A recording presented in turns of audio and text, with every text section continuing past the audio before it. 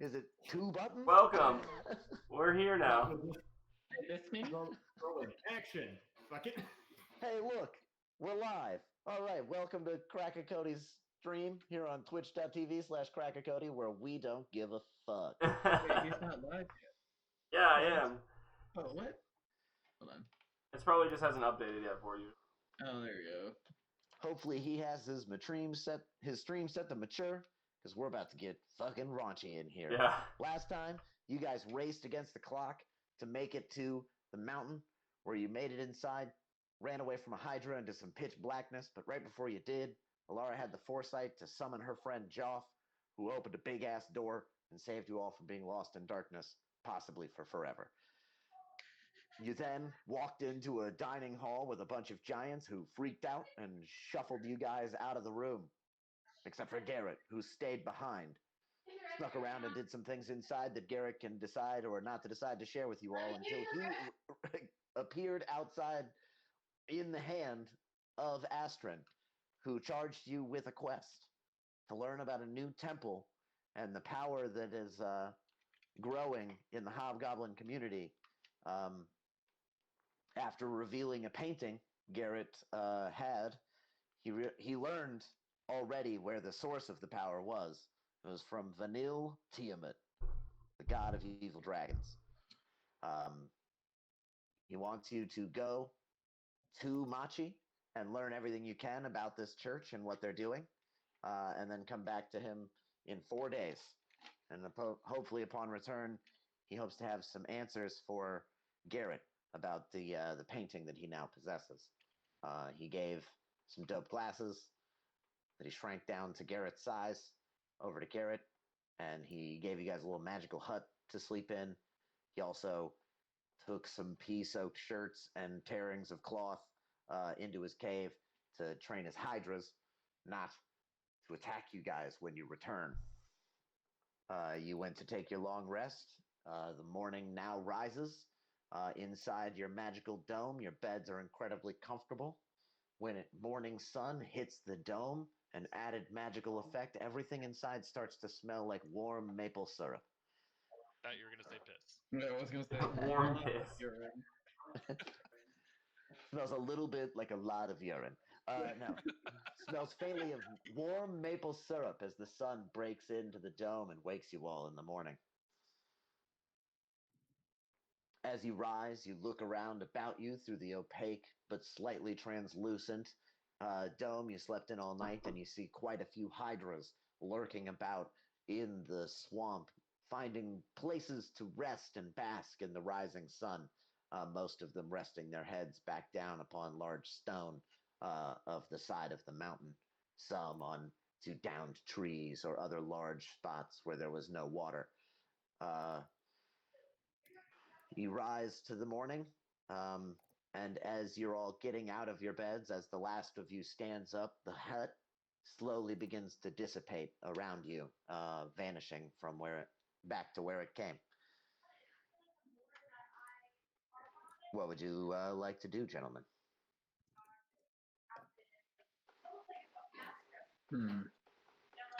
How many rations does everybody have? I don't think I've ever been asked that before. He's been eating food cooked by other people this entire time. Yeah. I seem to have 8 rations left, but I don't know how honest that is. That sounds about right. Get a pound of squid meat, half pound of brown mushroom, half salted fish. Are you saying you're making us some breakfast? I'm just saying if we're about to go on this little journey, we should probably be. According to Astrin, it was about 6. Astrin and Alara, Machi is only about 6 hours from your current I'll be location, right back, I'm sorry. west along the mountains. Alara, you know more about this village than everybody else. How much information do you think she would give? Because I could just tell you a bunch of stuff, and then you could decide what to share, or I could just share some stuff to the group, or be more selective. I think she's trying to keep him alive. So because they're gonna help her get into the library. So True, true, true. probably enough. Enough as to much feel as- like they're not Much gonna. as needed, I guess. Not Yeah, like enough so that they'll oversharing. be safe, but not everything. Yeah. Okay, so Alora in the morning is feeling a little more sharing, and she closes her book, gathers you around, and is like, Machi is my old tribe. It's about 6 hours west of here. It's nestled where the forest meets the mountains, and both end into a large plain of desert. There at the edge, there is a large waterfall that our tribe has used for many generations to gather water. My village is not massive, but there are a few accommodations there. We hopefully will be able to stay under a roof if we have enough money, and there might even be some supplies available to us at a few different traders, depending on where the merchant band is right now.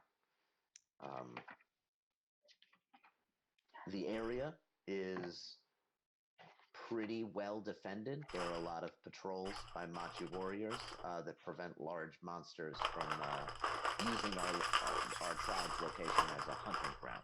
So most dangerous monsters avoid coming into our territory, which is only a few hours from here, not the full 6 hours before we enter into Machi territory. I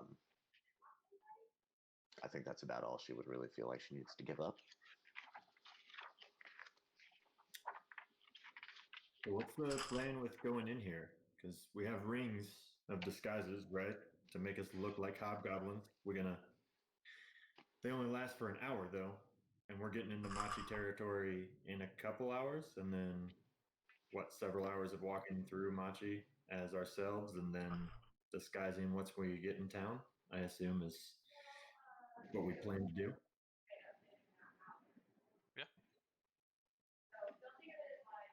Mm-hmm. Cool. I'm gonna start Cody. rolling my bedroll and then gathering my things just so I can be ready to roll out. Garrett slides out of bed and is feeling actually refreshed after that, and reaches into his pack. He heard somebody mention food, and he pulls out a half pound of really old moldy snake meat and looks really disappointed. Did I hear food? He throws the snake meat on the ground. This stuff is all disappearing, right? Garrett actually asked that. What stuff is all disappearing? I mean, if the whole tent's disappearing, he's just gonna throw the snake meat on the ground and leave it there. I guess you'll find out when the tent fully disappears. It does not take the dead snake meat with it. The dead snake meat is now just on the ground next to you. Maybe Hedrick like moldy Awesome. rotting snake meat. Wait. Ebo will definitely cook that snake meat up.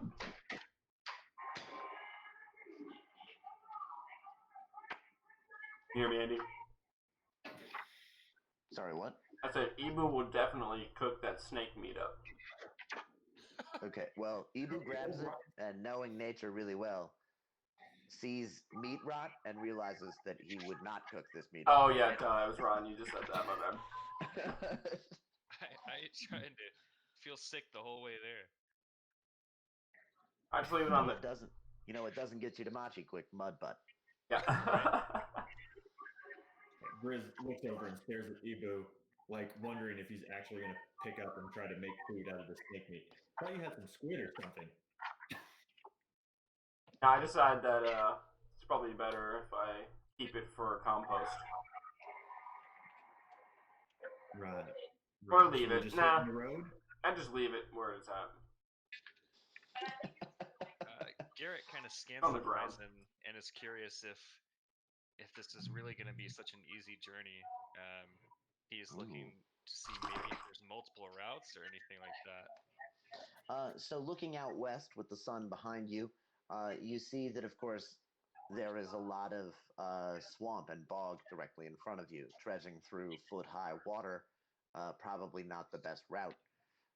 Looking back to your left, of course, is the road you traveled on to get here. You all do remember, even though in your quickened pace, that you did pass multiple turnoffs on this road that were much smaller than the large road that you followed to get here.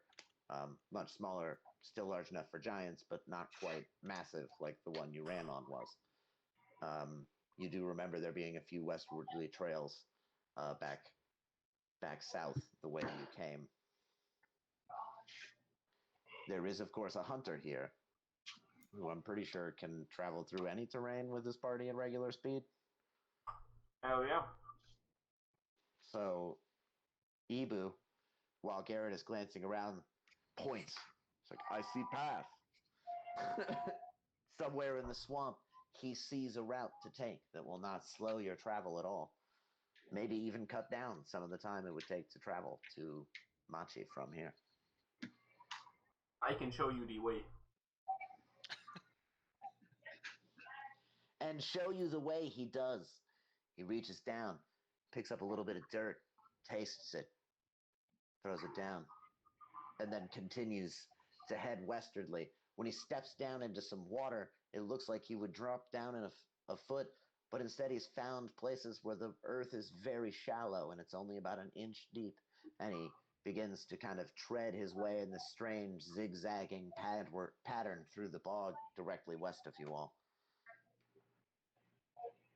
The rest of you, I'm assuming, follow. Garrett gleefully follows him. Yep. I follow also, and this is a side trail that we're taking. Yeah, you're not taking the regular path. This is an Ibu blazed path to the west. Grizz is very happy with it. And, after being described the location of the thing, where the mountains and the forest and a desert all meet in one location, Ibu is very confident that he could get the party there, and he begins to lead this wilderness path.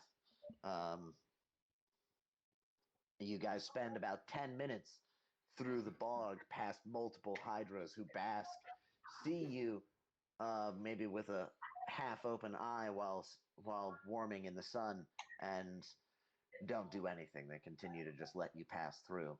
Astrid seems to have kept his promise, or hydras just don't eat while they're basking. You're not quite sure. Garrett thinks to himself, we should be able to ride one of those things to Machi. Oh man. Zach thinks himself, I wish Garrett said that out loud. Garrett realizes how silly it of an idea it seems, but decides to say it to the whole party. Being such a beautiful morning, he wants to start off the day with some light humor. Nice. A hearty chuckle is heard amongst the group as they imagine tiny Garrett riding atop one of the 5 heads of a hydra 30 feet in the air. You spend the rest of the bog in good spirits. Following Ibu's complicated trail, you wonder how he could even possibly see this weird path that he's found, but he sees it, and he leads you deftly through it. After a while, you finally reach the end of the bog, and it changes from watered terrain to incredibly rich undergrowth, ferns and large leafed plants just cover the foreground. And as you reach that area, you all pause as you hear a very loud crackling coming from the distance. You all pause at the forest edge as you hear this booming reverberation carrying this sound through the trees, almost seeming to get louder as it bounces off of each tree. It rings past all of you, causing you to stop and almost wince in pain at the sound of it. Can I see if I can tell where it's coming from? Perception check. Done. Sorry, I had to get food at the door. I missed whatever was said after crackling. It's a loud reverberating noise coming through the woods, seeming to get louder and louder off of each tree. Grizz is attempting to hear where it comes from specifically. He squints and stares about left and right in the woods, but everywhere he looks, it seems like the sound comes from there. Garrett, what's your Attack perception easily. roll attempting to determine? He's just trying to see what's going on. Listen Okay, for well, anything. you perceive that, man, that noise was loud as fuck, and you see that a lot of leaves are shaking and falling off of trees from the reverberation. You even notice a few small animals, birds and squirrels, have like fallen from trees where they were before, slamming hard into the forest floor before scurrying about in the large amount of underbrush.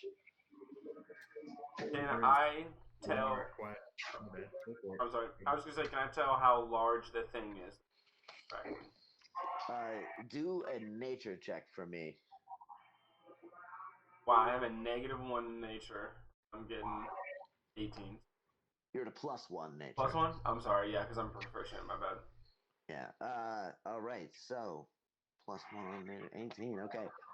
You do actually recognize that sound. What? You recognize it very clearly. Ibu stops. After pausing in pain for a moment, he turns back. Owlbear, up ahead. It's an owlbear. Garrett stops and- immediately puts his cloak on and kind of slinks his shoulders down and acts like he's going to start being. Let's get a history check from everybody. Wow. History check. I was Yep. just about to ask about that. What? What is that? That's amazing. Okay, well, I guess Ibu didn't need to give it to me because he knows about owlbears because of the roll earlier. Alara, was gonna- you of course know about owlbears because you grew up around here. Garrett, you know about owlbears. Grizz, you've never heard of owlbears before. Yeah, I don't know what the hell it is.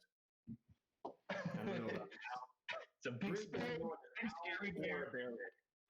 Like literally just doesn't even know what either one of those mean. He's just like, there's a what ahead? There's a what? I don't know what either one of those words mean. What is an owlbear? What should I be doing? You don't know those words at all. I don't know owl or bear. According to my history, I do not. I do not know either one of those. Never And heard of an hyphenated owlbear together- before. Nope. Hyphenated Not even together, and I once. have no idea what the fuck's going on. I'm looking up in the sky. I'm like, is this thing flying overhead? Like, what's supposed to What be? what half of it is owl? What half of it is bear? I have no idea. So, what do I recall about owlbears? You remember them to be large creatures, standing at about 10 to 12 feet tall when they're on their hind legs, but mostly walking around on their forelegs.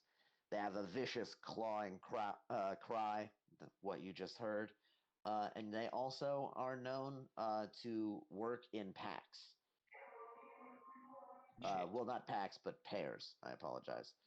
Sometimes traveling with their young as well. Garrett's looking around, hands ready on his daggers, and he says, "Should have taken the hydras."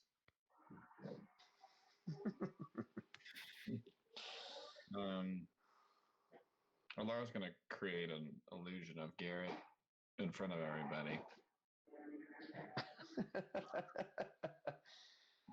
Suddenly, Garrett appears 30 feet out. Can I talk to the illusion? It can't talk back.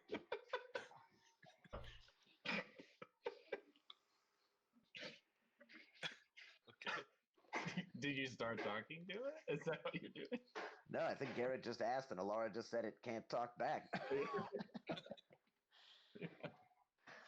So hey, real quick, while we're on that topic, pause. Conversation in character versus conversation between players can be hard to differentiate. And a great way to increase your role-playing game is to, when you're going to speak as your character, narrate a few actions or a mood they're in when they're speaking. So you do the classic like novel shit, like Alara sneered, "It won't talk back," and then everybody knows that Alara said it won't talk back, as opposed to like, was Jake riffing, or is that how Alara's acting in the world? And it'll also help everyone kind of more imagine your characters, because you'll be describing their actions while they're speaking. Like Garrett buries his hands in his pockets and looks down at the ground and is like, I'm sorry I lit that torch in the woods, guys. You know, like, or whatever it is, like, you can imagine more what your characters are up to in the world. So, just some advice / a suggestion, and let's continue from where we are, where Grizz doesn't know what owlbears are, and there's an illusion of Garrett up front that Garrett asked if he could talk to it, and Alara told him no. Well, that it won't talk back, at least. Can't if you want, I guess. In light of that, Grizz pulls out some ash from his pouch and asks Alara, so have you run into these before? We killing this? What's do we sneak by? What is the plan? It depends on if there's more than one. How do we Alara, find that out? I don't even you know. also know that this group of people should be both you and Ibu know that while owlbears are dangerous, this group of people should be very capable of defending themselves as long as they don't get caught. Mm-hmm. It's probably too late to run. So Good. I was looking for a fight. I don't know what it is, but I'm feeling a little fired up this morning. Maybe it had something to do with that rotten snake.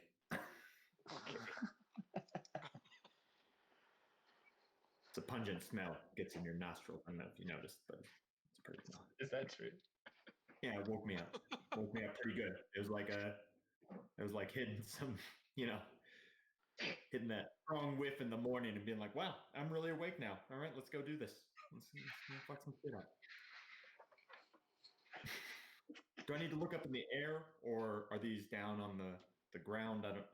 I don't really know what an owlbear is still. I don't know where I should be paying attention to. So Laura starts making like mimics a bear and like kind of shrugs a little bit, like, do you think it's gonna be flying? Yes, I did. Yes, I did. Owls fly. What's Ibu doing? Ibu. A bear. He was a little bit more concerned. So he's gonna see if he can't tell which direction they're coming from. Or Okay. they might be. Why don't you give me a little advantaged survival roll? Boom. Very nice. Ibu crouches down, looks around, smells the air. It's like, I think I know where they are. I have their scent.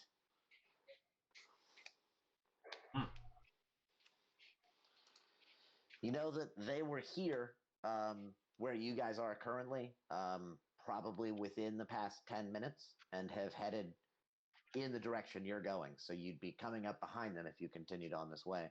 You also know that because you can smell them, you guys are upwind. Or downwind, however that works. You're downwind. Yes, that one. Alara asks Ibu if he's ever hunted one of these before. Anytime. Good. And she nods. But owlbears always dangerous. We need to be cautious. But we keep going. Can we skin him and make a cool cloak or something? Yes, that was my idea too. Yes, let's go.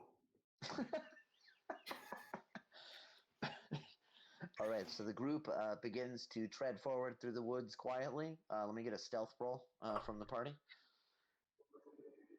Yo, marching order. I'm behind Ibu.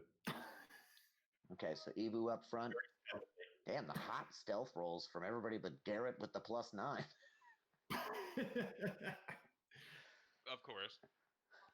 There's also another All right, so He doesn't Ibu's move up with front. them, though, right? Grizz is right behind Ibu. Who's right behind Grizz? Garrett. Garrett is right behind Grizz, and that makes Alara in the back. You begin to trek through the woods quietly, and you reach a more defined animal trail. It's not quite a trail, but there's a lot of pushed aside vegetation, and it's much easier to walk through. and Ibu kind of indicates that you're getting closer and gets a little lower to the ground, and you guys continue forward through this trail until in front of you, at about 100 feet, you see two large owl bears and one smaller owl bear in the distance. They seem to be bent down, eating on something. As you kind of come into view, Garrett notices them and goes, "Oh!" And one of the owl bears pops its head up and looks over at all of you.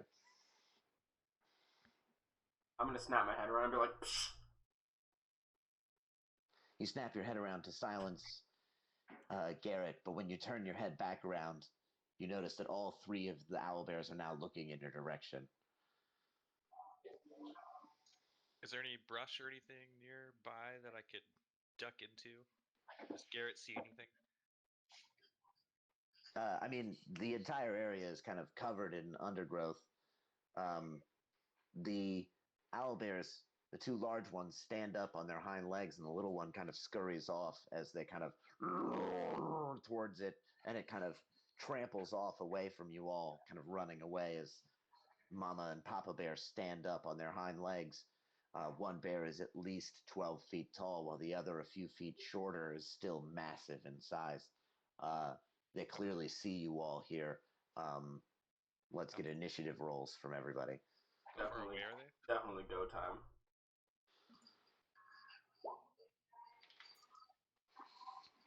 So, What the? just to kind of explain like what happened there, Garrett's stealth of 13 is the passive perception of the owl bear.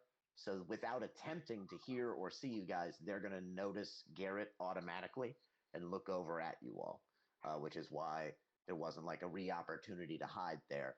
Garrett's stealth through the woods was at a level at which owlbears would always notice him trying to sneak by. Okay. Just to kind of get into the nitty gritty of what D&D mechanics are. The only one to fail a stealth roll was the rogue. Yeah, how's that for great? Only for a few more levels, and then level 11, that'll never happen again. At least it was just stealth and not a lightning bolt. I'm not the one that can't dodge either, so. All right, Alara, with the crazy high initiative, you're starting us off. Okay. Are we missing some initiative? Oh, we're not. I'm sorry. Wow, we were going at 7, 8, 9 on initiative. It's pretty amazing. Yeah, especially since you and I both have advantage. Yeah. Especially amazing. Verbal. Shoot, what's mine? After this. I don't think I would make one. Oh, shoot, I didn't mean to need to make one. Oh, we got a new spell. Spell he hasn't cast yet. Getting some verbal components. Yeah. Oh shit! What are you casting, bro? Magic missile. Yeah. Yes. Oh, yeah, cast. Looks like your bread and butter. It's light magic and everything, bro. Let's do it. We better get a physical description of you casting magic missile as well. I want to hear what Alara does, what the spell does, the whole thing here. It's amazing. This is the first That's time we're seeing it. We gotta beef. Good job. we gotta see it out here, right? She's like, Dringada. Just use your The bonus wizard action to never hide. cast magic. Dringada. Dringada. Dringada. And then, she's got to be holding her book, but, let's say her. I have a tail, dude. Natural spell. Huh? I said you have a tail, and it's kind of crazy, like coming out sideways. That's my dog. Oh, really? I thought it was definitely you. I thought that was an owlbear. Oh, yeah? Yeah. Put his owlbear cosplay on real fast. I knew Jake was the furry. Oh, you got it. You got me. I knew he liked Sonic Fox too much. Laura's got the tail. Nailed it. All right. So, her right hand, because she's holding her book with her left hand, Yeah, begins she to is. glow, a faint, like yellowish white glow, and then 3 glowing darts of light have just like pure light to shoot towards the closest owlbear.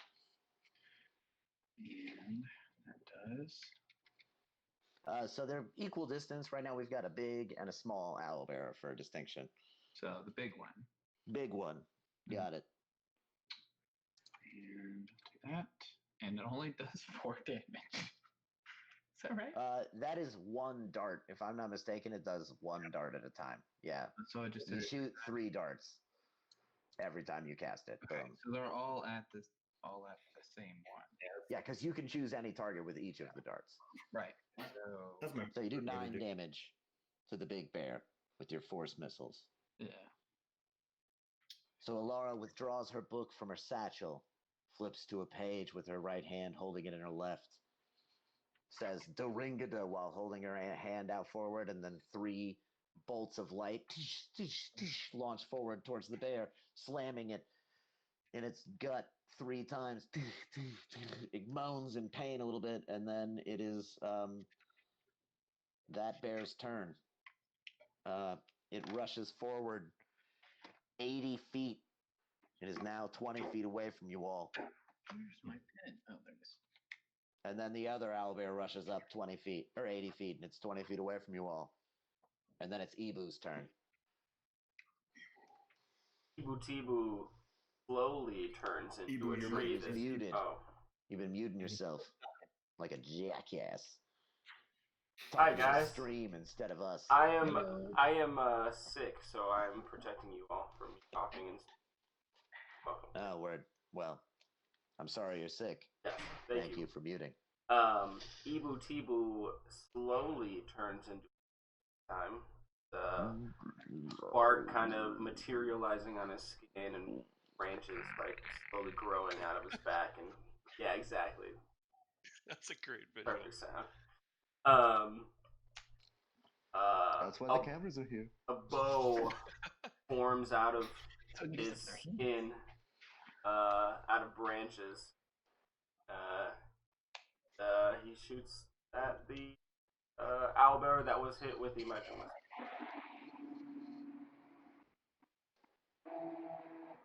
Nice. Here you go. The first arrow misses, but the second arrow finds its mark. Now, Don't forget you got to change your +2 to beast to +4 to beast. By the way, why is that? when you got your second favorite enemy, it also bumped up the bonus to your favorite enemies. Oh, It's okay. part of the new ranger thing. But this isn't a beast, so suck it. Not a beast, really. Nope. 12 damage. Okay, I'm just gonna try this real quick. Bam. Better. Boom, nailed it. Alright, well, I do, so what was that, 12. 9, 13, 16 damage? What? 12 damage? Oh, it's not a beast. My bad. You Yeah. said that. How is it not a beast? Are you gonna be, what is it? Am I allowed to know? I don't remember. It's a monstrosity. Oh, okay. Huh. Okay, so after Ibu fires 2 arrows, it is Garrett's turn. Garrett, with his hands on his crossbow, is Ooh. aiming at the owlbear's eye. Not sure if he's gonna hit it, but he's gonna attempt to shoot it. He hits. Nailed it. Take that.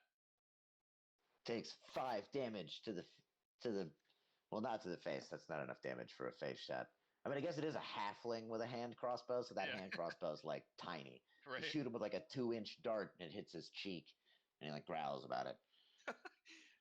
Garrett's also gonna do a sweet backflip disengage away from both. Well, they're 20 feet away from you right now, so I mean, you can still do the sweet backflip, but you don't need to disengage because nobody got you engaged right now.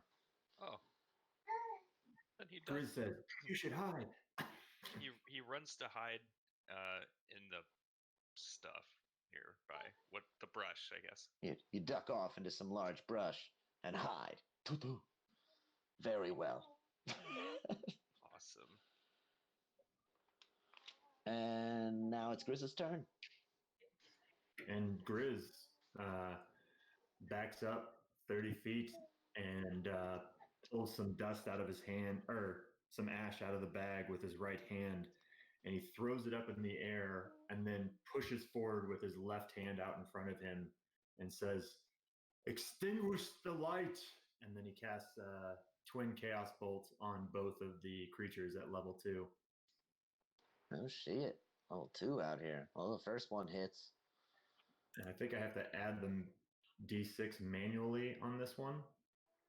Oh, nope. Wait, that's just regular, isn't it? Yeah, For the that's first just one? level 1. Okay, so I add, is it 1d8 or 1d6? Hold on. 1d6. It is, okay.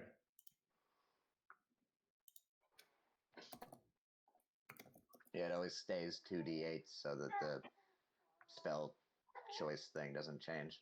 So Okay. fire or thunder I will use for thunder for the first one, and it would be on the larger one that Alara larger already one attacking first, taking 21 thunder damage, hit.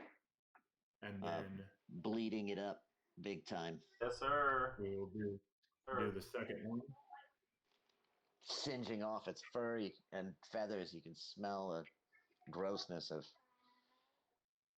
Is this the wait? Oh, and the attack, yeah, hits, and Yeah, then second one on the smaller Owlbeast. and or then owlbear. lightning or psychic damage. Psychic for sure. Ooh, psychic damage. Oh, it's immune. No, I'm kidding. The owlbear. Immune to psychic damage. And then, so Can't get in my 15. head, bro. 15 And I damage. have no brain. Oh, because of the extra one. One more damage than I had written down here. Boom. The first owlbear gets blasted by an orb of lightning, singeing its hair off, and or was it thunder?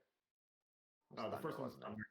The second one's Right, psychic. so a little orb slams into it, and then a booming, thunderous sound concussively slams against its chest.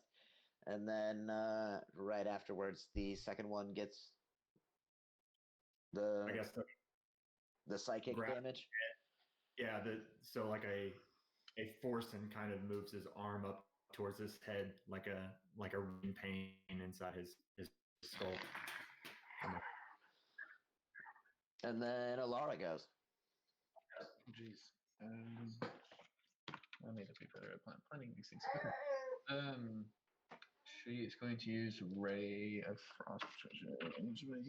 She says freeze in common tongue. And out of her right hand,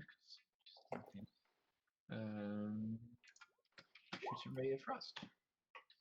The ray of frost hits. Which of these bears? Was it the larger of the two? The larger assuming? one, yeah. Okay. Bam. Hit. And 11 cold damage. And she's going to move 30 feet back All right. after. And this one's movement speed is reduced, right? By 10? Yeah. Okay. I think that's what it says. Yeah. All right. After Alara, it is that bear. It injured and scared looking drops down to its four legs and rushes off 60 feet in the opposite direction towards where the young had run off to.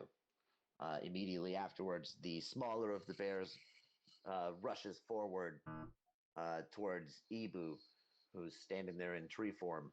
And when he gets close, he attempts to bite at one of his branches with its large beak standing on his hind legs with a 15, which is a miss if I'm not mistaken. Miss. And then it attempts to scratch at your trunk with its large claws.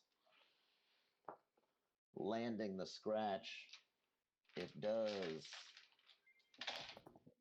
15 damage, slashing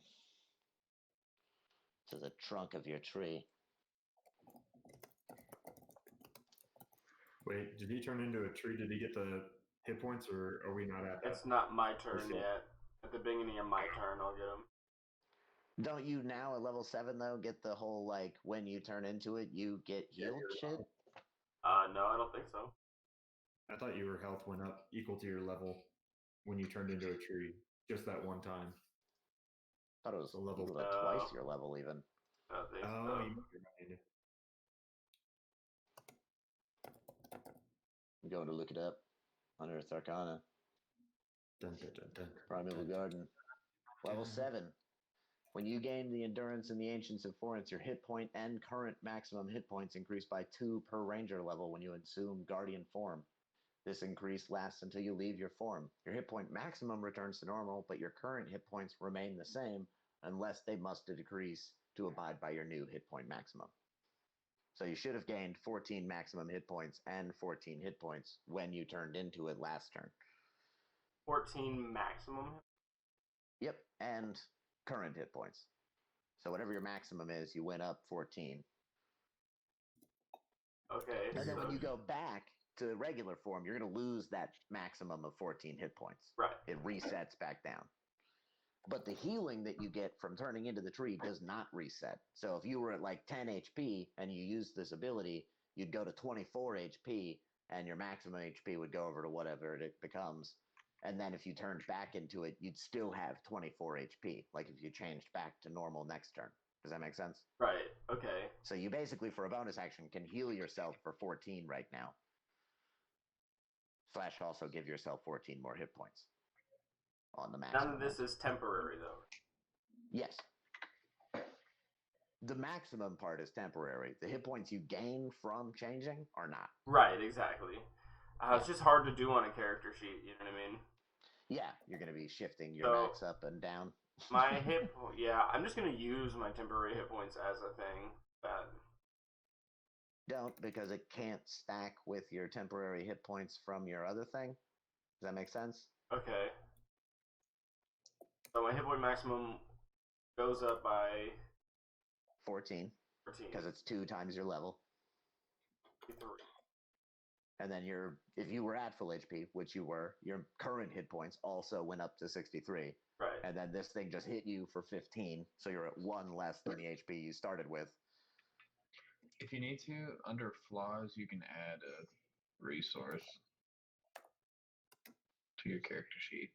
Like if you scroll down a little bit.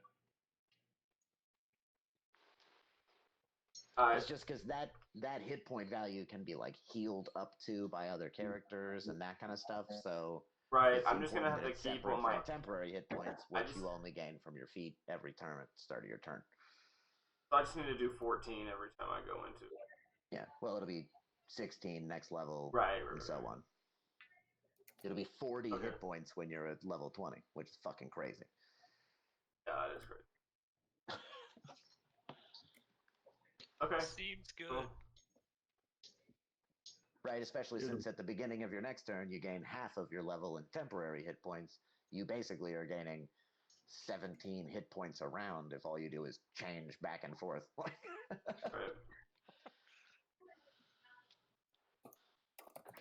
But anyway, Ibu, it is your turn after the bear slashes you. And you're at 1 less than whatever your max is. My max was. Yeah, max was. And then you gain 3 temporary hit points. And it's your turn. Ibu Tibu resorbs his bow, and in place of it, now just a pointy branch. Nice. Thematic spearing. You stab 2 times. The first time misses, the second time hits. Doing 12 piercing damage. You stab into its gut and pull out, and the blood that pours out of it is deep, rich, and red. And you know that that wound will kill this thing sooner or later. And then you go on to Garrett's turn, who is hidden away in the bushes. Garrett is going to fire his crossbow again from the bushes. From his hidden location, he attacks at advantage with his hand crossbow. adding sneak attack damage to the attack. Yeah, he does. Boom. Doing 29 damage. He murders the thing. He just shoots it in the face. That eye shot he was trying for earlier, he gets it the second time. Right into the eyeball. This little 2-inch dart flies into its brain. It squeals out in pain and then almost falls over on Ibu, dead. Oof. Look out. I'm a tree. Any movement or bonus action usage. The other bear is, it was 20 feet from you, and then it ran 60 feet away, so it's 80 feet away with its back to you, running away. Garrett's gonna Badly attempt to injured. chase it down. Ooh.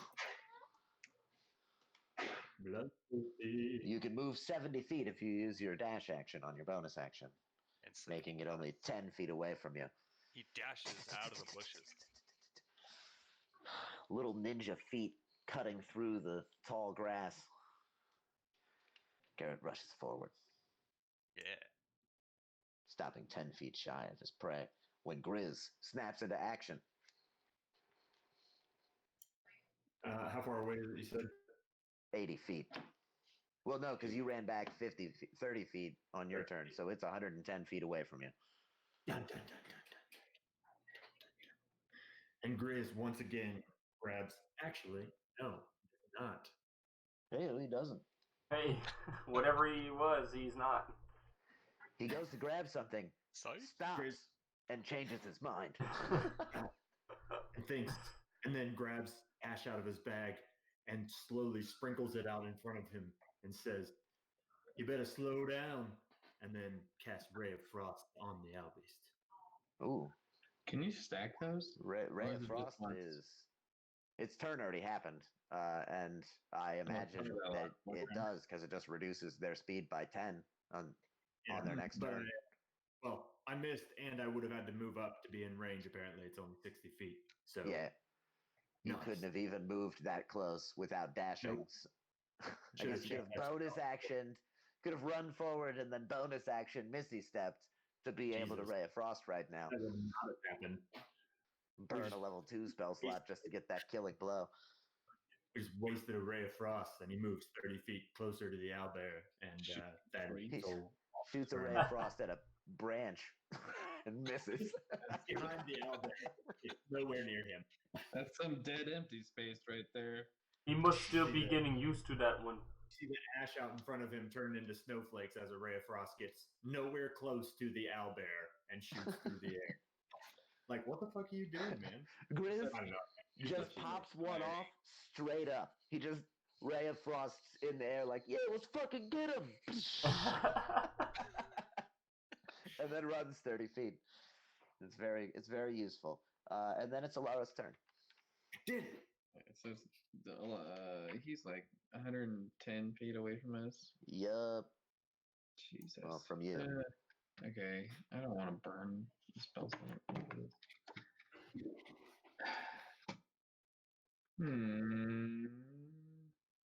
She's gonna look and expect the owlbear body. Investigation for what and in what way? That's a very. Just for things she could use. See how dummy thick it is. I mean, It's how dumb it is. If she can inspect the owlbear. I could just give you a description of what a dead fucking owlbear looks like, and that would count. You know what I mean? Like, you got to tell me what you're after here, I'm Alara. trying to think. What does she want? You spend your turn thinking about an owlbear. Yeah, that's and then fine. the other owlbear runs 80 feet away. Yeah, that's fine. There's nowhere I'm catching it, so. Ibu, it's your turn. I can still hit one of them This with my owlbear is 160 feet away from you right now. running away. You gain 3 temporary hit points. Alara's standing next to you, staring at a dead owlbear, Like, wow. unsure of what she wants to do. I'm gonna like nudge her as I turn my spears into my bow and arrow again. And arrows. All right, these will be a disadvantage because he has passed the 160 feet. Or no, it is 160, isn't it? Or is it 150? It's 150. 150, 600 is the longbow range. So Yeah. these will be disadvantage shots because he's 160 feet away from you. Man, if he's that far away, I would probably just let him go. I mean, that isn't. Ivu would recognize that the bigger one is probably the mother, and that it's running off to take care of the cub, Yeah. almost dead. And if they're running, like, I'm gonna let them be. I'm not gonna. Okay. He draws his bow, pauses for a moment, and then puts it down. Let it go. Yeah. I think that's all I want to do. That's we got. Yep. Garrett, you're 70 feet away from this owlbear. Garrett is gonna continue his chase and run Using closer. your dash, you can get within melee range of this And that's what he biggity bear, does. this biggity owl bear. Biggity Owlbear. Whoa! Somebody's getting a phone call. Bonus action dash. And he gets right up on it in melee range, running with his little ninja run. His little feet pattering through the tall grass, pushing aside ferns larger than he. He breaks through right behind the owlbear. Draws a weapon? What Yeah, pulls out his dagger, and he's pulls readying the dagger for an out to attack. stab this shit in the back / Right. ass. Because, Yeah. You come out of the tall brush faster than you thought you would, and it's closer than you thought it would be, and you miss it with your stab. Well. All right. And now it's Grizz's turn. And Grizz, unfortunately, actually froze his feet in place when he did his Ray of Frost up in the air, and decides Came back down. maybe this ain't the best time to pursue. And he just works at getting his feet unlodged from the ground, and being like, "Yeah, just let it go. Whatever. We're out of danger, I think." Are you shouting that all the way up to Garrett?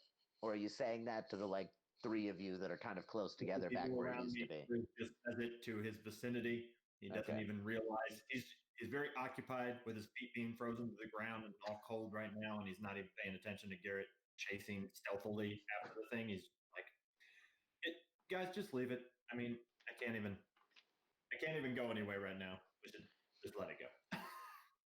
Alara, having stared at an owlbear for many a seconds now,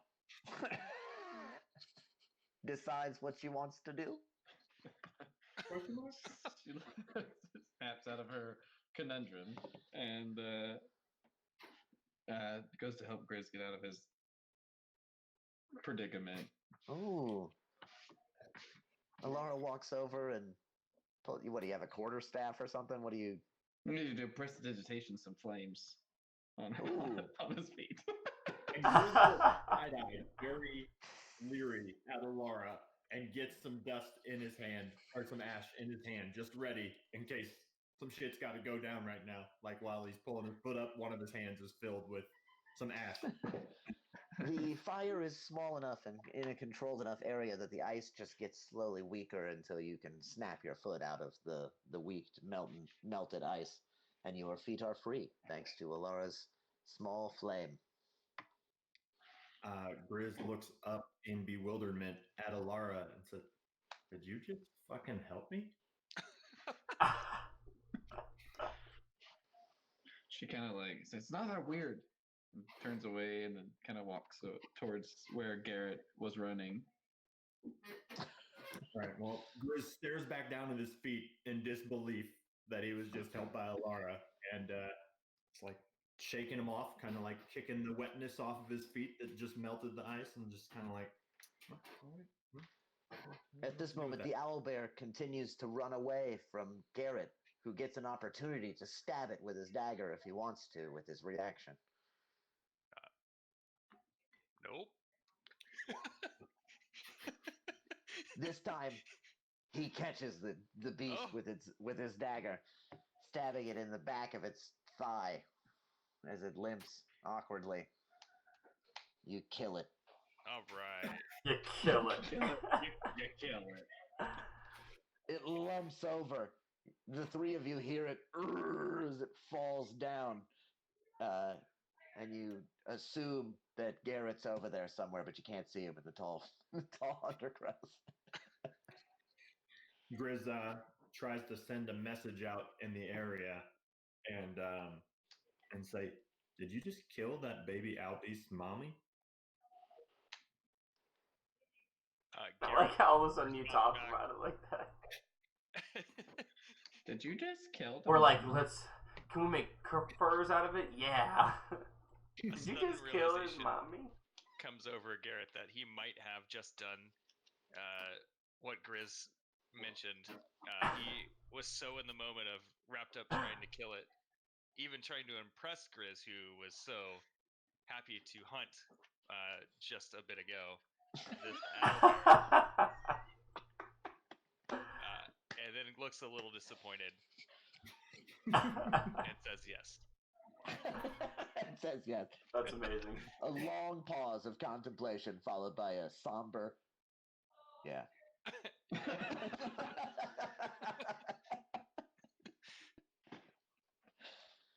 "Don't get me wrong," Grizz says. "I'm not judging you. I'm just surprised you did it. It's not the Garrett move I expected." Ebu Garrett, immediately withdraws a knife and begins harvesting parts from this owlbear out of respect for the creature, I'm assuming. Yep. So give me a nature roll, or a survival roll for that, I apologize. Boom. Boom. Okay. So you harvest successfully 5 pounds of fatty owlbear meat. The full fur hide. You have a 12-foot roll of hide now. And you also gather 12 large owlbear feathers. Its beak and one of its eyes. The other eye was destroyed by a hand crossbow bolt. I'm sorry, how many feathers? What could that be? well, Who could have done that? How many feathers? 12 feathers. I mean, who needs eyeballs, right? Not owlbears. You use those for. Not dead Sounds like- owlbears, that's for goddamn sure. Yeah, not dead owlbears. Don't need it anymore. I mean, there's that little kid, I guess. And then you said something about, I'm sorry, and I had one of the eyes. Yeah, one eye and the beak. Oh. 5 pounds of meat, a 12-foot roll of hide, 12 feathers, an eye, and a beak. Okay. In that hot 25, man, that's Mm. survival Mm. expertise out here. We're having owlbear tonight, boys. "Ebu, That's what you he like sounds like. fishing, right?" Grizz says. Mm-hmm. Yeah. "I bet that beak would make a pretty sweet fishing spear." It's just, Evil I love Tibu it. thinks that's the dumbest thing he's ever let's heard go ahead for and some go reason. inspiration for both of you for that exchange. I feel like that was a great Grizz suggestion, and then a great Ebu response of just like, felt on point for both of the characters. Inspiration for both of you. Take some inspiration. Garrett, you're standing. You're the only one close to the other owlbear body. Do you want to do anything to it, or are you just like too heartbroken over killing a mom? What's the? He's definitely heartbroken, but he's like, he's thinking maybe we should go ahead and at least put this owlbear to use. Wants to try to get some skins from it. Some I was fur hide. really hoping you were gonna burn it Viking funeral style. Garrett pulls out his torch. Garrett pulls out his torch. Just fucking. have Ibu little- shoot a flaming arrow while Now we gotta drifting out. find that baby and take care of it. We gotta find that baby and Oh, put God. it out of its misery. Gotta That's find that baby and ride it over to Machi. Yeah. Alara is looking for it. Let me get a survival check for the skinning of the bear. You go to skin the bear and forget that your daggers cause things to burn. You burn the bear. There you go. Well, perfect. The mama owlbear catches on fire and begins to husk in a he's- rotting. The baby just past the tree line, like you can see one small tear, like we advertise the mama starts burning. Can we find that little thing? Can we like search for it? Of course, you can Holy try. shit. Yeah. This is Dungeons and Dragons. You can do anything that Alara would Alara's want to gonna do. look for it. Okay, Alara wants to 'cause she find the cares owlbear. about empathy. Alara, give me a nature check for it's probably trying to gonna be track. terrible. Oh, not a nature check. I'm sorry. It's survival. Survival. Okay.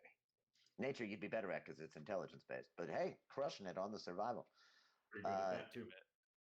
You find your way to the trail of the owlbear. You're like, I think I know which way it went, guys. Garrett looks at Alara in kind of a confused way, unsure of her motives.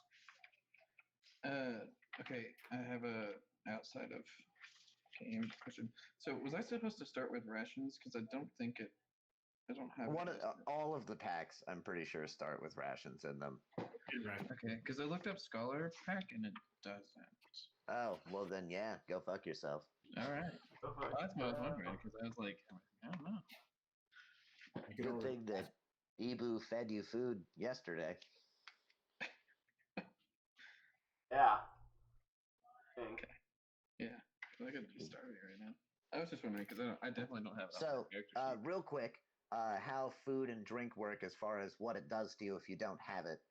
Going 3 days without eating causes level 1 exhaustion, and then every day after that without eating continues to raise your exhaustion level.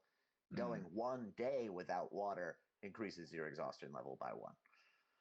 So you have 3 days between required eating, Okay, but water you have to consume every day. gotcha.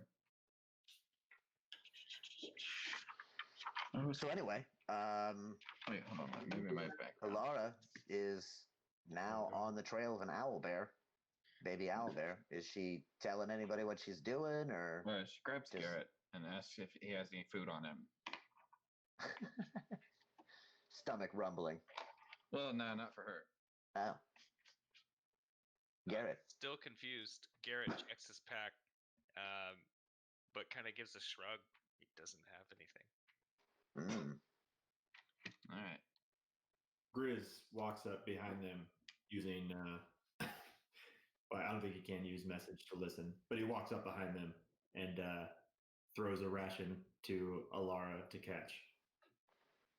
That's for unfreezing my feet earlier. The ration itself is tack bread. It's a little hexagonal shaped piece of solid, kind of almost crunchy bread, but it is very rich in nutrient and very Okay. filling when eaten. And it lasts 25 years without any kind of refrigeration. Dope. Yeah. Yes, it does. That's amazing. I mean, did she find a little owlbear cub? You found its trail and could Okay, we're gonna successfully follow. follow it We're gonna follow it. I'm gonna. Well, Lara's gonna follow it. So, with You're with not a gonna get ration up. in hand. yeah. Sorry, I killed your mom. Let me feed you. She didn't know that Garrett killed her mom. Here, have some Exactly. shitty bread. With Yeah, life, you have some Make some shitty bread that you don't even. Well, you don't know that. Grizz, Right? Or Lara does it. kind of loosely keeping eye to find out what Alara's doing. Curious. All right. Well, is everybody following Alara as she kind of wanders off? Yes. Garrett Uh, is intrigued. yeah, he was gonna go too. All right. So the three of you concerned with Alara's moves, follow her as she wanders through the woods, holding a piece of tack in her hands, until the four of you reach a black cave opening, nestled in a lot of bushes and shrubs, at the side of a mountain. And inside the cave, you see the small owlbear. Small meaning it's only about 5 feet tall when standing on its hind legs. Still taller than most of us. Yep. It looks scared as it sees you approach So, and kind of backs up timidly. okay, so Lara's gonna make herself kind of like small, and then kind of like hand the or like slowly move towards the owlbear and kind of like hand the bread out. Like, Give me some animal handling, bro. all right, we'll see what happens. Alara's on fire tonight. Well, right now. RP Okay. rolls. Okay. Nice. You put the tack out forward and kind of get down low and get closer, and it kind of unshies a little bit and comes forward and suddenly snacks down onto the bread and pulls it out of your hand and begins to munch on it. All right, she's just gonna watch it for a little bit. It ravenously eats the bread. Ibu definitely wants to come help. Okay. Grizz taps Ibu and says, "What do you think we should do with this thing?" To keep it and train it to be ours. Ride it or Do something. we kill its mom and dad? Fuck. I'm gonna give it. Ibu Tibu reaches into his satchel and pulls out a pound of squid meat. Animal handling.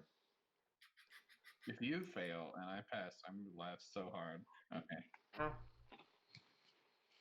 I would You have hold loved it. forward the squid meat, and its eyes get super wide and excited, and it snatches it out of your mouth and begins to like shove it viciously into its mouth. It almost chokes on it for a moment. Munches it up. Little kid don't know how to eat yet.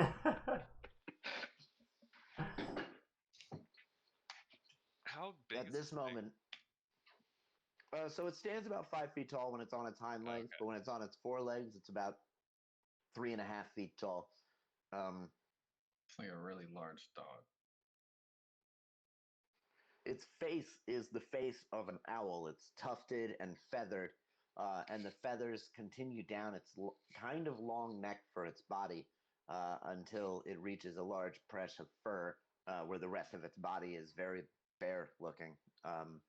It has slightly more humanoid hind legs, making it easier for it to walk than your average bear, but otherwise it looks very much like a bear for its body.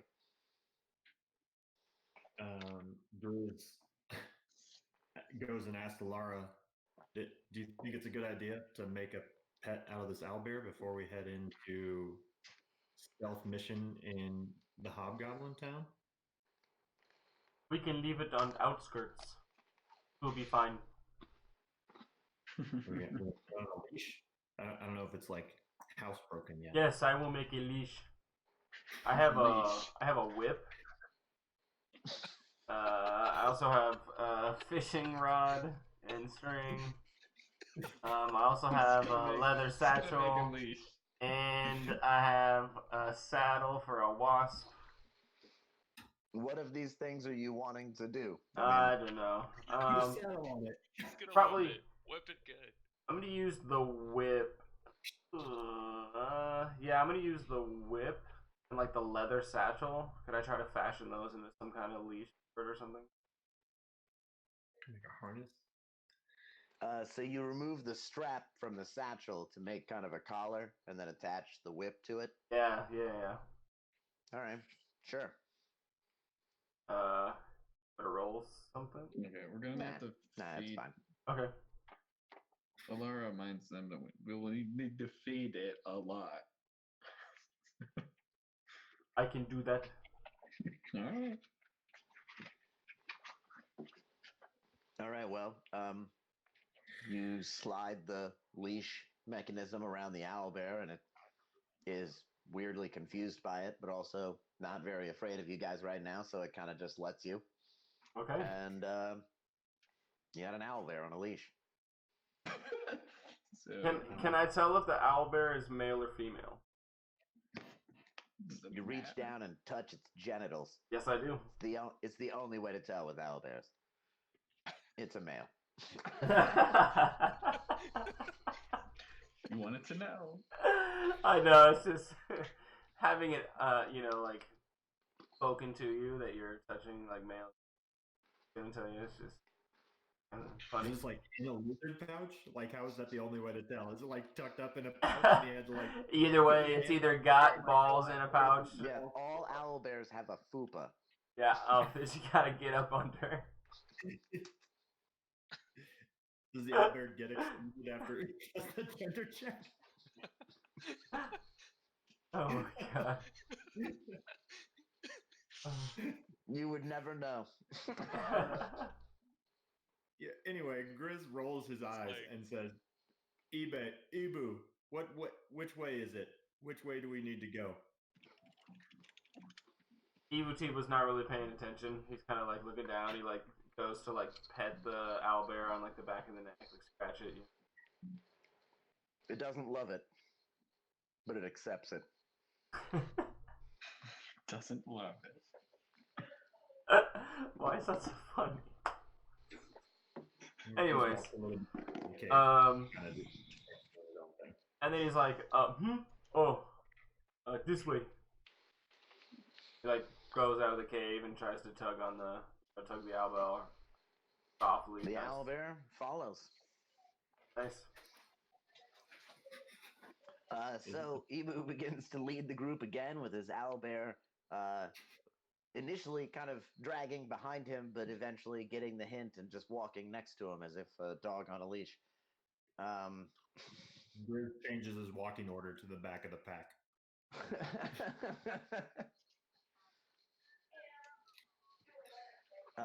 Alara's going to spend her time trying to get to know the owlbear. Not in a sexual way. You gotta Just to specify. clarify. You do have to Thank you for specify. adding that. You need to. I mean, we already had Ibu molested, so it's, you know. So I got first dibs. Yeah. hashtag me too out here in the Right. woods. So he's already been claimed, so I just more of a friendly get to know. So Alara, second in the order, stares at the ass of an owlbear as you continue to walk through the woods. That's what I'm doing. Wow. After about 2 more hours of walking, it begins to be the early signs of afternoon and the day begins to heat up. The sun is kind of almost directly above you, but still slightly behind you in the sky. And Alara stops when she sees a large tree with a strange banner hanging from it. It's a Machi marker.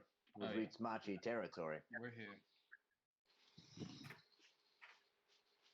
It's about another hour travel, and we'll be to the village of Machi. She wants to go over the plan with Grizz again. Yeah, So- that'd be good. They'll most likely have scouts on the outskirts, so if we get caught on the outside,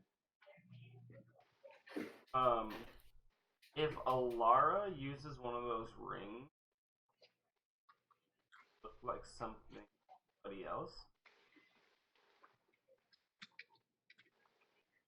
Butibu thinks to himself and not out loud because he's not smart enough to have thoughts like that. think so himself. Not out loud. Sorry, I had a thought and I was like, "There's no way Butibu ever asked that." Like that's just he just wouldn't. That would never occur. to him. Grizz stands up and sees Alara coming over and asking Mike to go over the plan and kind of does his arms in a gather motion to everybody. Let's work this out because we're getting into dangerous territory and we only have 1 hour for these rings to work. We need to know what we're doing from here on out. I assume we need to maybe move stealthily from here till we get to the village, and then hopefully put the rings on when we get within a 10-minute walk or visible sight from the scout guards at the outskirts of the village so that we can appear as normal hobgoblins. But we're going to need some kind of story for when people ask us anything. Like, I don't even know a hobgoblin name besides Alara, and that's Not kind really of taking it a bad way. hobgoblin-y. If we wanted to, we could use rings like some of us are prisoners or something like that, so that only some people that say we got ran across. Like Alara, well, I guess Alara, you don't want to be here, right? I'd rather not be now, but Rather not be / told you guys she was exiled from this village. Right. yeah. But I have ways around that. So Okay. All right. Well, yeah, we should just be careful. We don't have to use all the rings at the same time. We could try to like one of them time if we.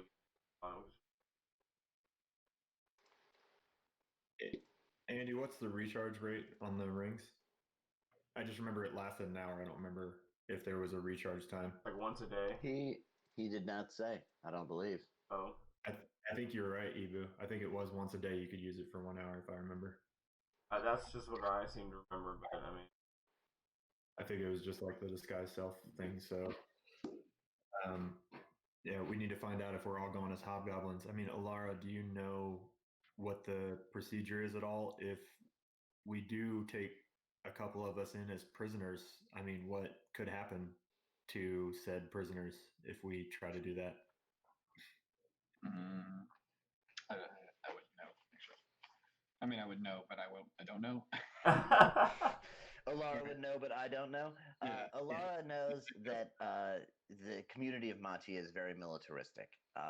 So there is a prison, but it's very small and not used for very long because they normally execute criminals. So maybe not the best idea to go as To prisoners. go to prison, yeah, probably. Especially if you got Garrett, what do you think we should do? I mean, if we all stealth up, I don't know that all of us are going to be sneaky enough to make it all the way there without getting noticed. I can make a sneak. This is true. I mean, there's no guarantee for anything. Garrett says out loud. Oh. But we need to get a plan and go with it. And let's go over what we're doing in this village again. I know we need to find out more information about this magic user. What was his name? Does anybody remember? Have it written down. No, I just know it's a priest. He didn't give a name. Oh. Goff? no, go. No, Goff is the giant. Yeah. We'll probably know. So we just need to find out where his power's coming from. Even though I think we kind of determined that already. It sounds like Tiamat is providing the power by some way or form from the conversation we had before. At this What's our- moment, No? the sun blacks out. And you're in shadow for just a moment. And then the sun snaps back. And you all look above your heads as a massive lizard reptilian winged creature flies hundreds of feet overhead, heading in the same direction you've been heading this day. Does Garrett feel any weirdness about that? Oh my Garrett god. does not recognize specifically this beast, but does recognize a dragon when he sees one for the second time in his life. What is that? Garrett, with a serious look on his face, just says dragon. All right, you got to be more specific because what does that mean? You said this before. That's a freaking dragon.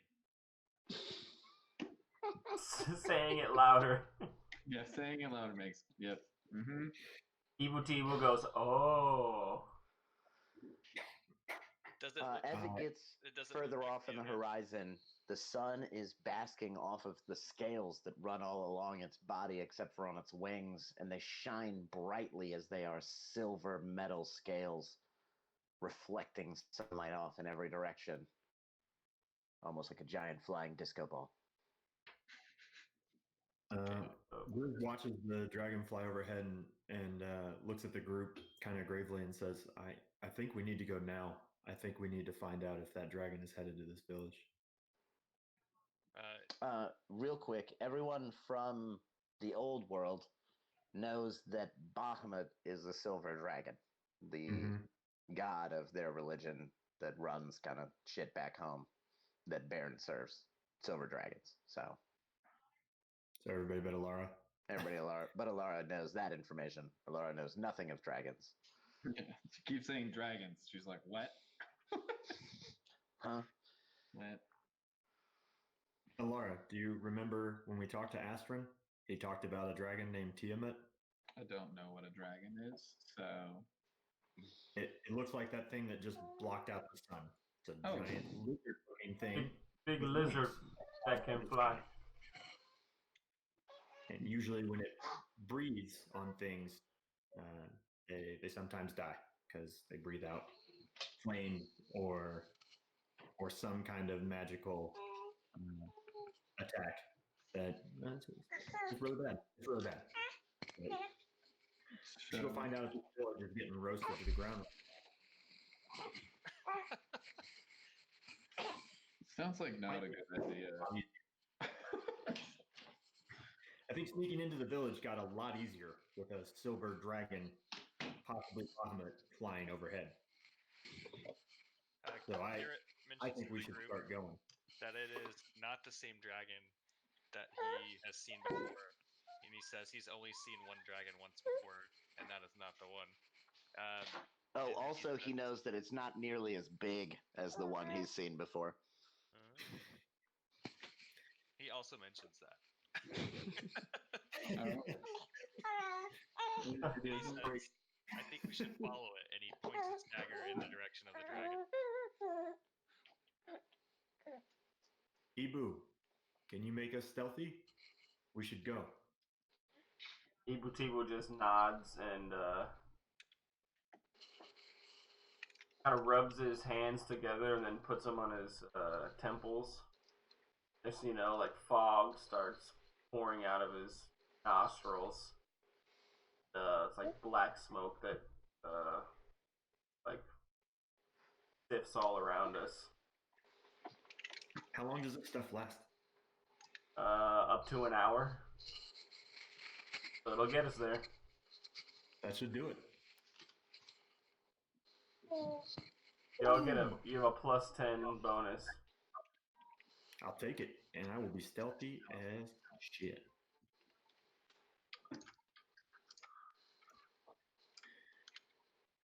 And that is concentration. So we got a 34 stealth, a 30 stealth. Sorry, I'm getting to mine. Wow. Doing all right. Feeling pretty A 23 stealth and a 34 stealth again.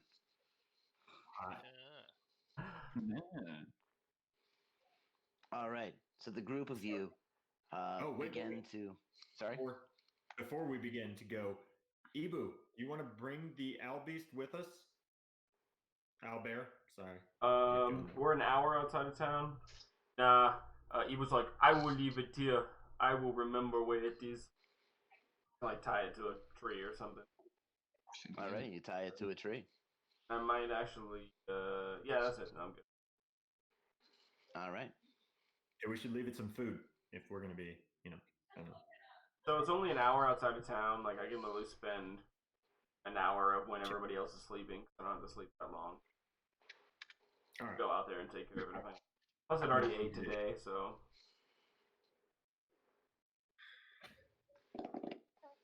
Already ate today. Onward to dragon following.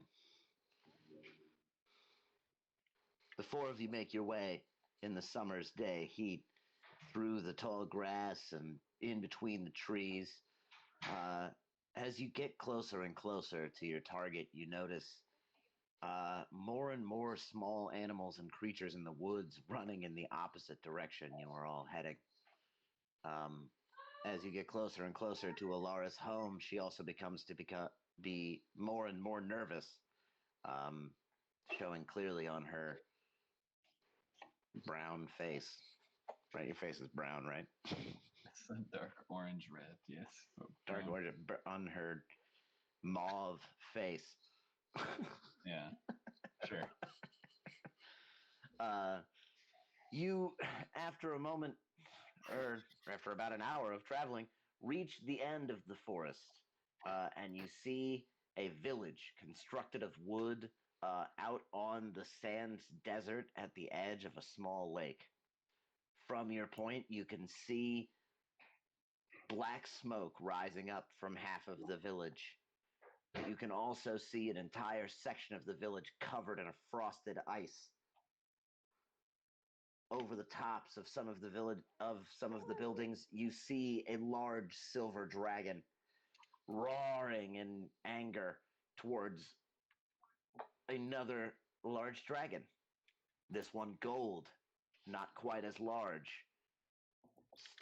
screaming back at the large silver dragon on the far side of the village. Dragon battle. Hmm. Garrett holds his dagger up and points at the golden dragon and says, "That's her." I think this That's is that's the dragon with that sent you to get the painting. Garrett nods to Grizz. Yes. Garrett is wrong. Okay, I was wondering. I was like, Oh, though. there's another gold dragon? Yeah, there's lots of gold dragons. I told you the one you saw was bigger than the silver one, and the one that you see now is smaller than the silver one. Oh, you said it's smaller? Oh, shit. Yeah. Okay. Garrett doesn't say any of that, and if he did, he's wrong. He didn't. He didn't say any of it. He just pointed his dagger at the gold dragon. How far out of town are we? You're just I don't know, 40 feet from like Okay. the closest hut, which is covered in ice. And we don't see any. Do we see any hobgoblins about? Doing anything, running around? You do not currently see any hobgoblins about. From your viewpoint, you see no hobgoblins. Oh, you said the huts were covered in ice? Some of them in ice, others in fire. Does anybody else see this? This is a problem. That dragon. It's gonna be a problem. There's two ginormous dragons fighting. At this moment, the large silver dragon beats its wings, launching itself up into the air, and then actually heads closer to you all, crushing down onto one of the cabins only 60 feet away from you, keeping its look over towards the gold dragon the entire way. After it lands, it breathes a large blue mist of frosted, cloaking, gaseous formed blue energy over a massive 60-foot area, everything inside it freezing over, and the dragon, the gold dragon, howling out in pain and before it jumps forward and begins to breathe fire from the air above down onto the silver dragon. So Alara's eyes are gonna get real big, like real big, and just say nope and turn around. And we'll start walking the other way.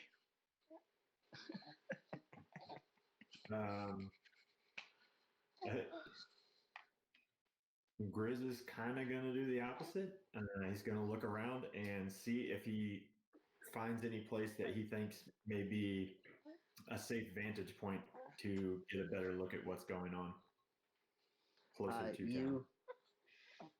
Oh, you're trying to get closer? Mm-hmm. Okay. Or higher. Yeah. Or higher. Just getting a better view. Okay. You look around. In front of you, there is, of course, the large frozen hut that's about 40 feet away. 20 feet past that hut is the silver dragon looking away from you. Um, about 40 feet past that dragon is the large gold dragon. Um, there are a few trees around you that you think you might be able to climb if you want to get a better viewpoint that way, but you also think that you could, under the. Oh, I guess the spell is fading. Your extra stealth is fading because it's been an hour of travel. You do think also that you could possibly move up to the hut to get a closer look at what's going on, or you could try to climb one of these trees near you. I think actually Grizz will say to Garrett, "Hey, do you think there's any way you can get a better vantage from one of these trees? I'm not a very good climber." Garrett puts his dagger away and looks up at the tree and attempts to climb it. Garrett climbs it with deft ease. Being a nimble thief, he's scaled many a tree and building in his day, and he begins to shimmy his way or climb up branches quickly up this tree. After he reaches about 70 feet up, he looks over to see what's happening. From this viewpoint, he can see that there's actually 4 hobgoblins kind of circled around in a semicircle with the gold dragon kind of at the arc spot in that semicircle. And they are all pointing towards and facing the large silver dragon. They seem to be fighting together. Garrett, I guess, says back to Grizz that she's not that far away. Yeah, I mean, I didn't say it, but I send message to you to let you know that you can communicate with me through it to Awesome. let me know what's going on. Garrett relays that they look like they were working together and fighting against the silver dragon. Does Grizz know if this is Bahamut? Like, I mean, is it like definitive or just he knows of Bahamut and thinks You know of Bahamut. You know that Bahamut is a silver dragon. You do not know if this is Bahamut or not. Gotcha. Oh, man. I think Grizz looks to the group and says, I think we need to help the silver dragon. I don't know what's going to happen if we do, but if we don't and he falls, this is going to put us in a really bad spot. We are trying to help Baron, and the silver dragon is the symbol that they pray to, and I think this silver dragon must be a part of that group. It's just an assumption. I don't know. The church from here or anything like that? From your viewpoint, you can see the village a little better. There is a new-ish building kind of on the far side of the town. It is new, and you can tell because it is actually made of stone and not of wood like the rest of the structures. And on it, you see a sigil that you can't quite make out from this distance, but a large kind of symboled sigil hangs above the doors to this stone building on the far side of town. If Garrett is looking around the town, does this look most like a church in comparison to the other buildings, I guess? It does, yes. Okay. Garrett says, I think I see it across town. Does he see a clear path to it, or maybe a better, maybe a route? You guys could scoot around the perimeter if you wanted to, or obviously going through the center could be very dangerous, but doable. But you could attempt to either come around the right or the left side of the village. It is kind of just out in a desert now. Like the tree line kind of ends, and then there's just sand. And on the right side of the town, from where you all are, there is a large lake that is fed by a waterfall from the mountain to your right.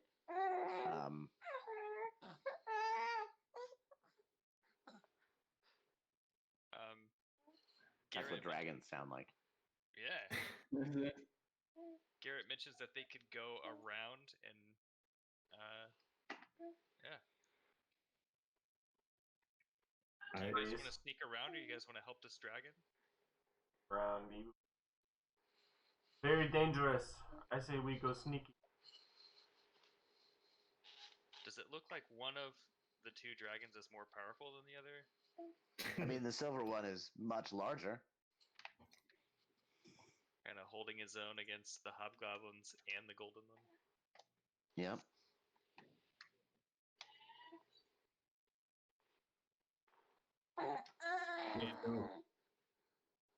This is no time for indecision. Garrett hops down from the tree. Whoop. Garrett lands like a ninja in an anime in the middle of the group. Yeah, he does. Alara, are you coming with us? Are we just gonna disregard the fact that he froze half the village with just breathing on it? Yeah, but that was earlier. Oh. No, you've never seen a dragon, but this is kind of what they do. We can hide in the stone building. We can possibly sway the side of this fight in our direction without anybody even knowing we were there. I've got an idea. Ooh. Okay. Laura says, I don't like this. That baby.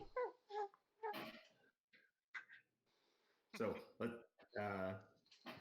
Grizz motions, let's go, and starts moving towards the stone structure. All right. Let's get stealth rolls from everybody for sneaking around the perimeter of this battle. Nervous. Ooh. Oh. Oh my lord! Oh boy. Got him. Oh boy. Finn's cracking up. Like, that's just hilarious. Finn's like, ha. Rolling net ones. It was stealth anyway. Oh shit! Grizz realized Uh, that he is not sneaky at all. He just starts realizes bolting he's into not the stone structure. Oh The shit, way he guys. realizes that he's not sneaky is a dragon turns its head. The large silver dragon, as you guys begin to try to sneak around behind it, turns its head and then, surprisingly, out of its massive mouth, growls a few words. Help me kill them. Without hesitation, Garrett pulls out a crossbow. Laura says, they can talk? Yes, And they can. Grizz says, "Are you Bahamut?"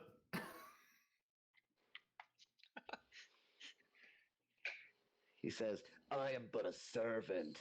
And then turns and blows his cold, icy breath back towards the 5 enemies that he faces currently. And hold on.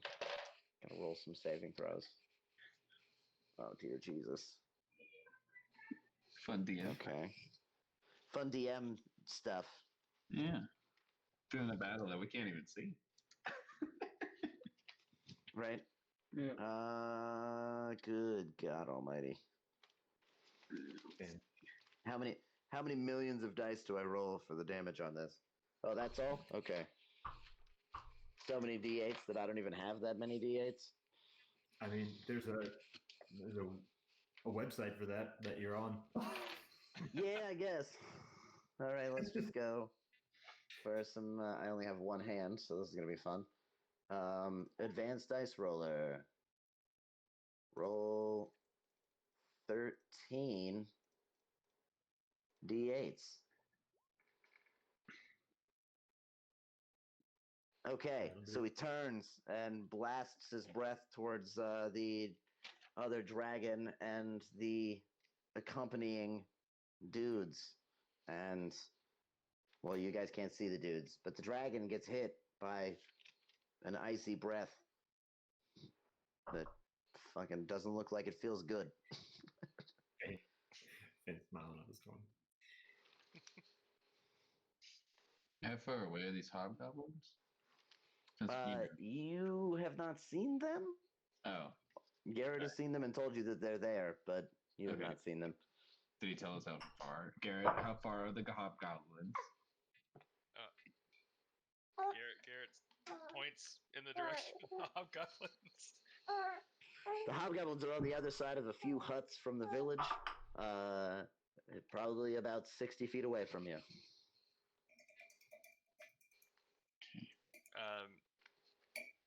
Is there anything around that Garrett can climb to see those without? I mean, closer to be able to shoot his crossbow at or bow? Any wall? Or... Not anything that close besides the dragon.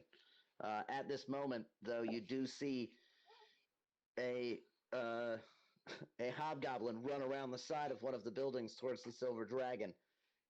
He's got a morning star equipped in one hand and a shield in the other. Alara, you immediately recognize him as your brother. He rushes towards the silver dragon, weapon raised, and swings upon it twice, upon its left foot.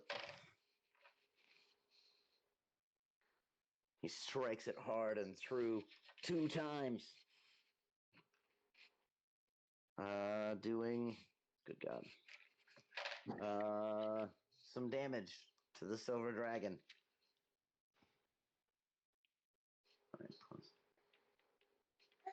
Do I know the name of my brother? I would know I would, but I don't think I ever wrote it down. No, you never named him. Oh, whoops. Hey, brother. Hey, brother. So his name is Brosif. All right. Write that down. Brother's name is Brosif the Hobgoblin. Brosif the Hobgoblin. Brosif of Machi the Third. Brosif the Third. I don't know if you need to write it down now. It sounds like we're about to kill this dude unless you say something.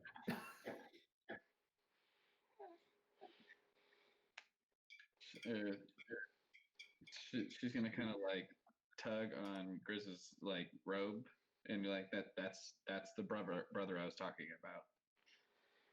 After that attack, the dragon, the silver dragon, swipes at the large dude with its tail. Hits him. And crushes him to death underneath her large tail. God damn. Oh. Okay. Well, Hey, Laura, it's decision time. We were back in Bahamut. Are we still back in Bahamut? I don't know what you're talking about. What just happened? She's kind of Phenomenal. Grizz dashes towards the stone structure. You dash off towards the stone structure. After Grizz dashes, the gold dragon rushes forward towards the silver dragon and attempts to bite it with its large teeth as it gets close. It is successful, chomping down on it as it rushes towards it. The dragon sneers in pain, and then the gold dragon makes 2 more attacks with its claws.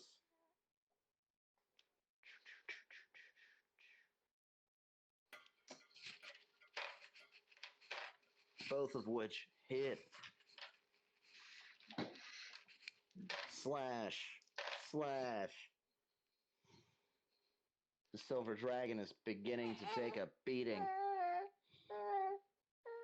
Grizz messages to Garrett. You need to get over here now. I have a plan to help defeat the gold dragon. As he finishes his dash and hopefully is close to or inside the structure. I have no idea. We're not on initiative. Garrett, assuming that he knows where he is, dashes towards Grizz. Yeah, you see him. He's just 60 feet away, heading that direction. You follow after him, as does everyone else. Yes. Yeah. Ibu follows. Alara follows. At this moment, you see another hobgoblin, this one wielding a pair of short swords, rush out from around a corner and leap upwards towards the silver dragon's midsection and goes to stab it with his two short swords. The first hits, but the second just clinks off of his silver armor, and then he tries to slice one more time, and it also clinks off of the silver scales of the monster. The one that seeps in, though, seems to do a bit of damage.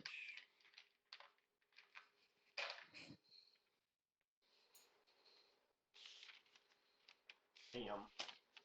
All right. I don't know. Can I take action, Dandy? I don't know how it's supposed to work since we're not in initiative now. Like, do I just wait for each time you You do guys an haven't action? engaged in combat, so I'm just gonna let you roleplay, and when I feel like interjecting with shit happening in the fight, I'm gonna. At Cool. this point. Well, okay. I'm just assuming. I didn't notice this until now, but I'm assuming the same rule applies to Revivify as greater invisibility that has a cost that I need to use because I'm using it now. It's got ruby dust worth 50 gold. Yeah. Well, then you have some of said dust initially. Yeah, I assumed as much. Okay. Yeah. Then I twin cast it on me and Garrett as soon as we get up to that point for the stone structure, and try to see what's going on immediately after I cast it to see if I can identify any of the other hobgoblins. Okay. You cast greater invisibility upon yourself and Garrett. Afterwards, you glance around, standing outside the door of the temple. Now that you're much closer, the sigil is clearly that of a golden coin with a dragon with its wings spread upon it. Looking around the village, you do see the one hobgoblin who is by the silver dragon and none others. Okay. So that's all I see is the one hobgoblin next to that? Yeah. At this point, How far is the hobgoblin? the hobgoblin is next to the silver dragon. If you guys followed Grizz to the temple, which you did, you guys are about 80 feet away from that fight now. At this moment, a large pile of clouds forms overhead of the silver dragon out of seemingly nowhere, and lightning begins to crackle down towards the earth, and one of the bolts strikes down towards the dragon, but it is able to definitely move to the side before it gets struck directly. But you can tell that a little bit of the heat from the lightning still hurts it. Isn't that right, Finn? That heat lightning, bro. Shit hurts. The silver dragon is now bloodied upon taking this damage. Okay, so Alara is going to say, or well, just out loud say to Grizz, I hope you're right about this, and then move 20 feet closer to the hobgoblin. And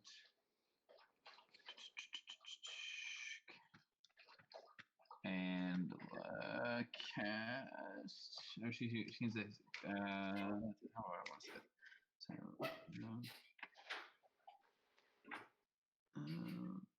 she says, let your nightmares be real. And then her hand kind of glows a purple glow, and then cast Phantasmal Force on that hobgoblin. On the hobgoblin? Oh. Yeah. Find the spell. There it is. Okay. All right, so I am doing an intelligence saving throw. Illusion, yes. That's a long ass spell. Yeah, it's a lot to it. Well, the unfortunate news is I just nat 20'd the saving throw, so you can ignore reading that 6 paragraphs of garbage. Of course you did. Did I call it garbage? Damn, it's harsh. All right, harsh in the streets. Hot garbage. Grizz is gonna pull the ash out of his bag and throw it out in front of him, and then push forward his left hand and say, "Extinguish the light," and twin a spell cast from the doorway towards the dragon and the hobgoblin, a level 3 chaos bolt to each. We'll do dragon first. Okay, dragon first. Gold dragon, obviously, right? Yes, indeed. Boom. Gold dragon. That is a hit. Okay, so 6, but they are both 3s, so I get double. It's fire damage, unfortunately, so they probably resist pretty well, but I get to cast it again on another target. You do, yes. So go ahead and do that. Okay. Don't worry about rolling your extra 2d6. Yeah. Why does it resist all of it? Because it's fire? Yeah, the fire goes over and tings off of its gold scales. I do a re-attack, right? I just click. Yeah, you just attack again. Yeah. Yeah. So that's a hit. Okay. And then this one, we will do the cold damage. Awesome.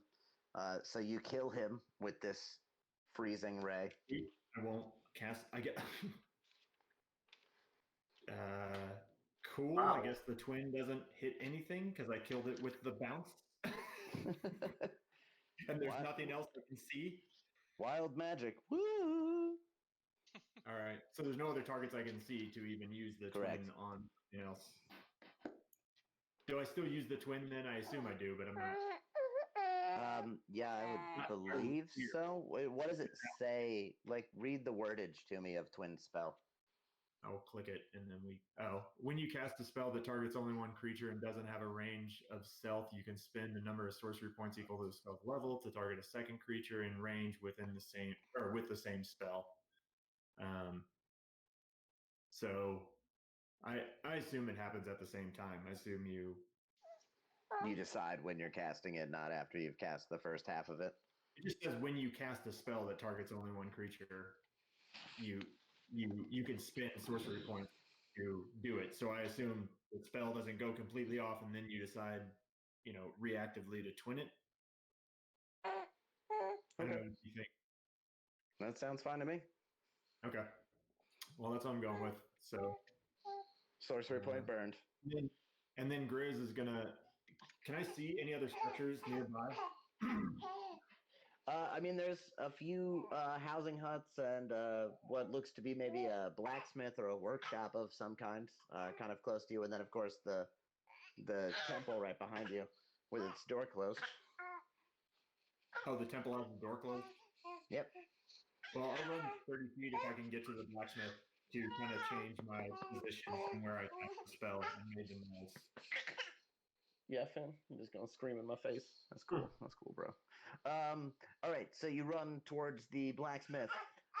You arrive kind of a few feet from the front door of the blacksmith. Where you're standing, you cannot currently see either of the dragons due to the height of the building. Okay, that's fine. I'm still invisible. I just want to be out of the way from where I cast the spell. Totally.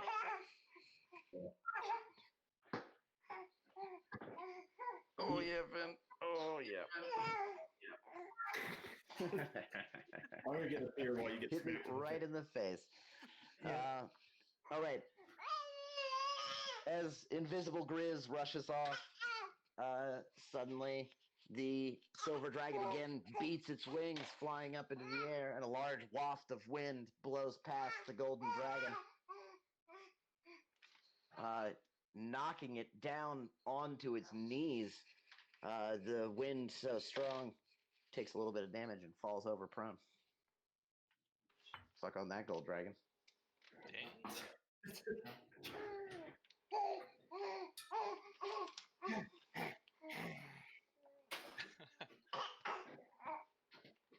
Just gonna hit me in the face over and over again. Yeah. Yep. That's how we do it out here. That's right. Sluggo. Rah, you're a dragon. Rah. All right. So, At this point, after the beating of its wings, Ibu, you go. Ibu wants to get within range of. Are we up on the stone structure or whatever? Yeah, so you're all kind of standing right outside the stone structure. Grizz and Garrett have turned invisible, and you cannot see them anymore. And so it's you and Alara standing by the stone structure. I can see the gold dragon from here. Yes. I'm gonna turn into a tree and shoot some arrows at. Actually, can I see any of the hobgoblins? You cannot see any hobgoblins besides dead ones. Well, turn into a tree and it goes nothing. Arrows incoming. Hold on, I gotta do my HP. So I gain 14. Yep. 14 temporary, or 14 max and 14 current HP goes up. Boom, boom, boom. Boom, boom, boom. Boom, boom. Boom, boom, boom, boom, boom, boom, boom, boom. And it should have reset back down after the last fight when you turned back. Yeah. Yeah. No temporary yet. Okay, and here's some arrows again. Your first arrow misses, but your second arrow hits. Damage. You do 10 piercing damage to the gold dragon.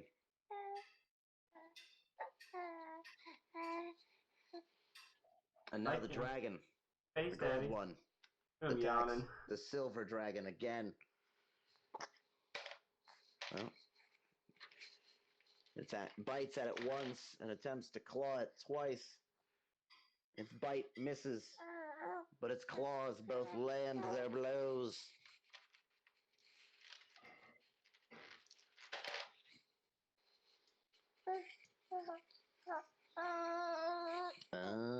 Damn. The silver dragon is looking pretty shitty.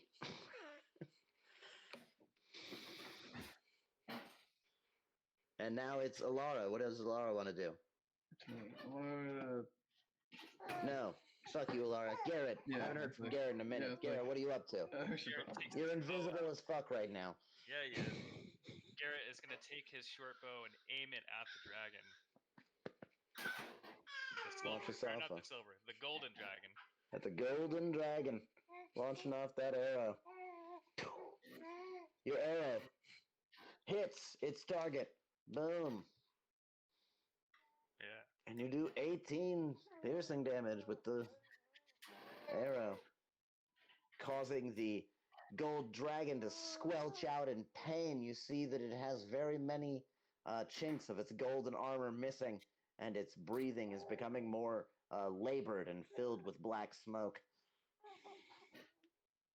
It's bloodied. Yeah. And I'm picking up what you're throwing now.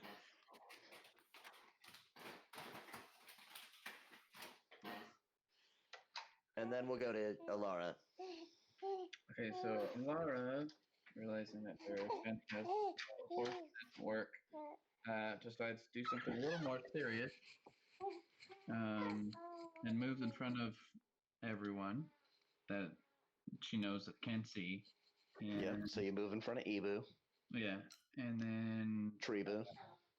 Reboot. proudly says Dahinga Durike, and this book floats a little bit, and then the static around the book, and then fires off a lightning bolt at the gold dragon. The golden dragon does a dexterity saving throw. It gets a 20. Yeah, that's higher than mine. So it takes half damage on the 8d6. Yeah, just roll it. Is there a way to like just roll? Yeah, just click the You can top. go to the dice roller That's not and do that Hold on. instead of 1d6 at a time. Sorry. Yeah. Roll. 8. So 16. Ooh, takes 17 lightning damage.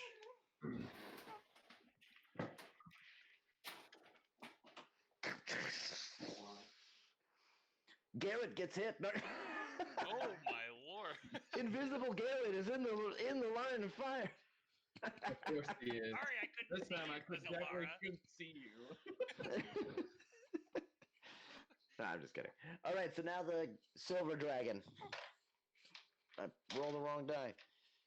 Rears back its head, and a blue aura begins to glow in its mouth before it blasts out a foggy mist of hell. And then the golden dragon rolls a nat 1 on its saving throw and is about to take double damage on a 13 d8 damage roll. Everything is dead. It takes 130 damage from the icy blast. The dragon screeches in pain as ice climbs over its body and freezes it in place as an icy statue of a dragon in the center of town.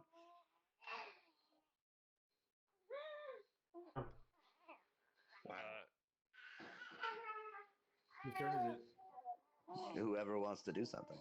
Can Garrett see I any? want to invisibly run over and revivify the silver dragon. What?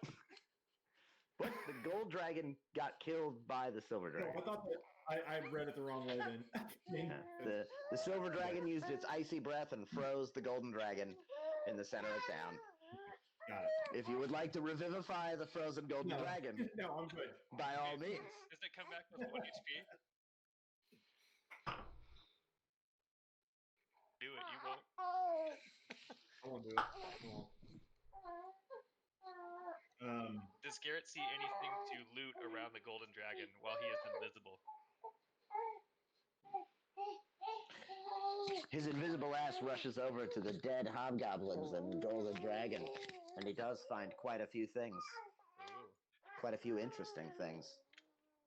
He finds a very ornate and interesting seeming shield, 2 short swords, a wand, a longbow, and a strange book. Also, 2,000 pieces of triangular bullshit. Triangle. Actually writing that down. I call them tries, is what I've been calling them when I talk to myself about this shit.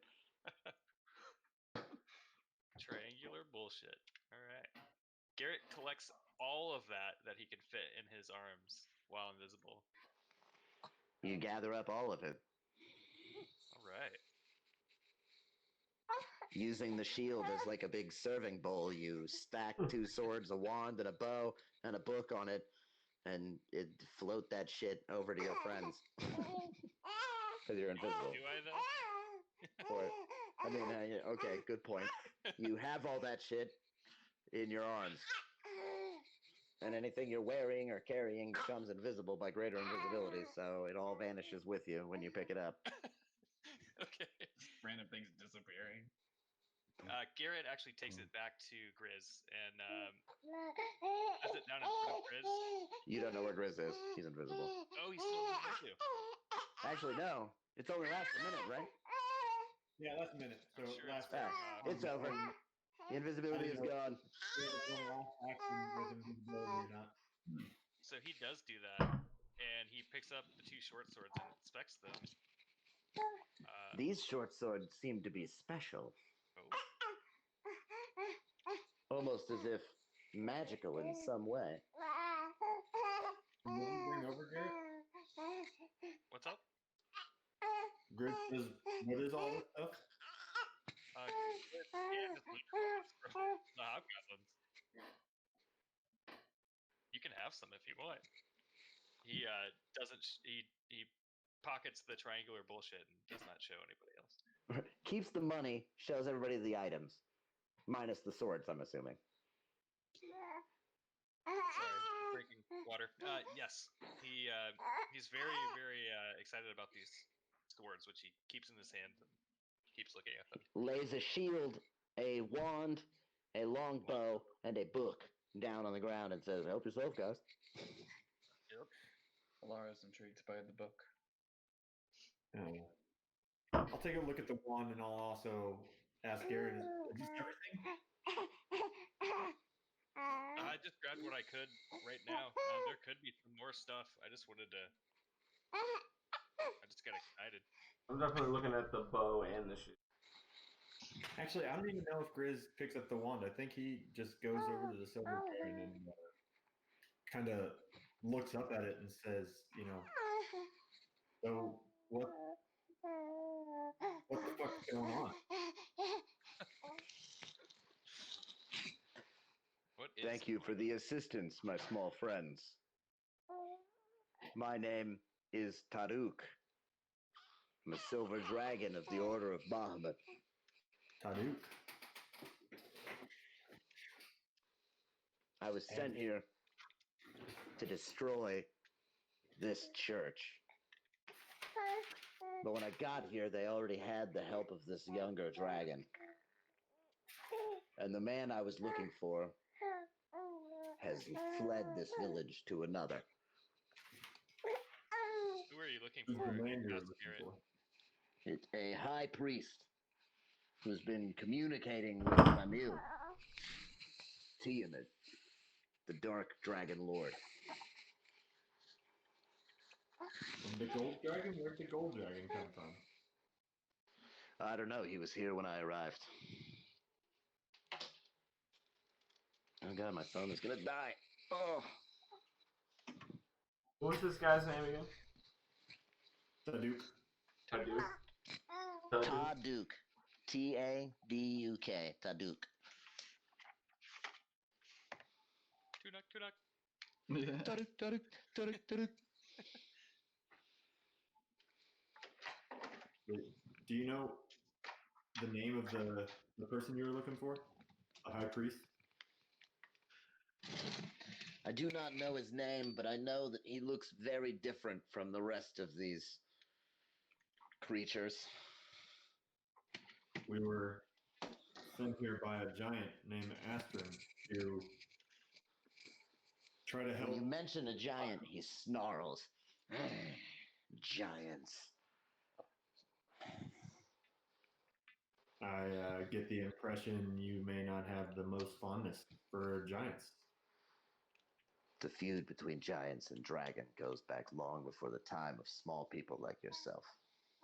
Ooh.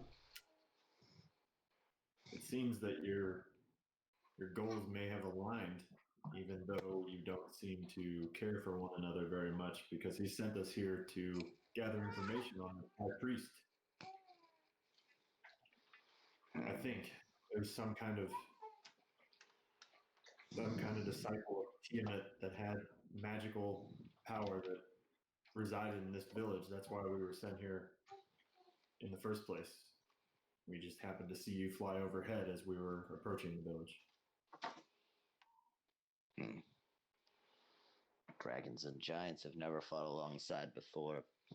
But if these giants want to stop Tiamat, it may be a time for the first. Small ones, I must go. Be careful here in this village. I imagine more of these people shall return. A lot of them fled when I first arrived into the surrounding area. Is there any kind of blessing or direction or gift or anything that we can receive to help fight on your side in the future?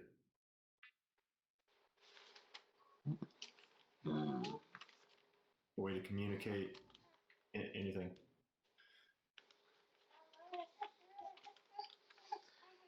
I'm not sure that I should share that information.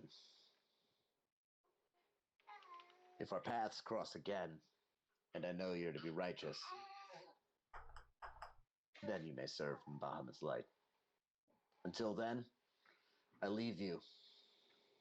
He flaps his wings and wind kind of bast all of you, and he begins to take off.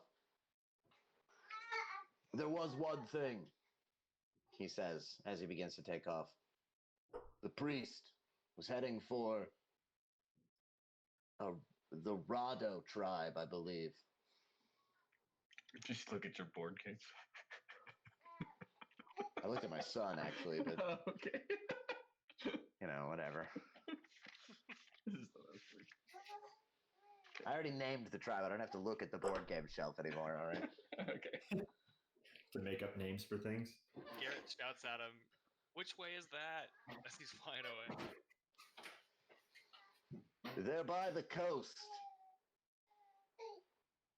So Alara snaps out of her shock.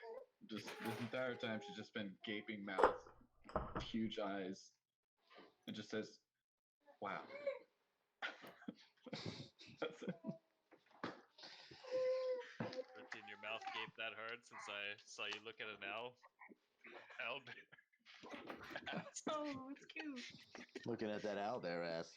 Oh yeah. Taru, taru, taru, taru. You guys mind if we take a fiver real quick? I need to go get some water. Yeah. Do it. I could get another cup of coffee, I guess. You're not allowed to stand up. I'll be RB. All right, Finn. Goddamn. Finn says no. Finn has spoken. Mobile.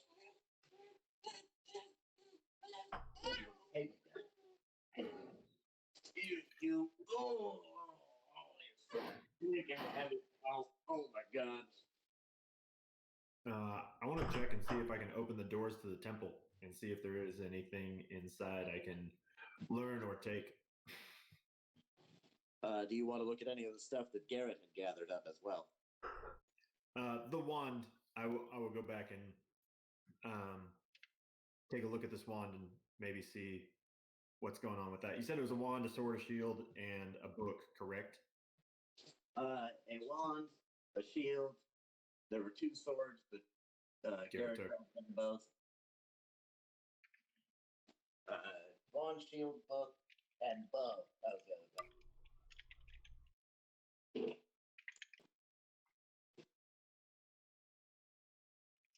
You picked the wand up. Grizz. It looked like this. Yeah, it did.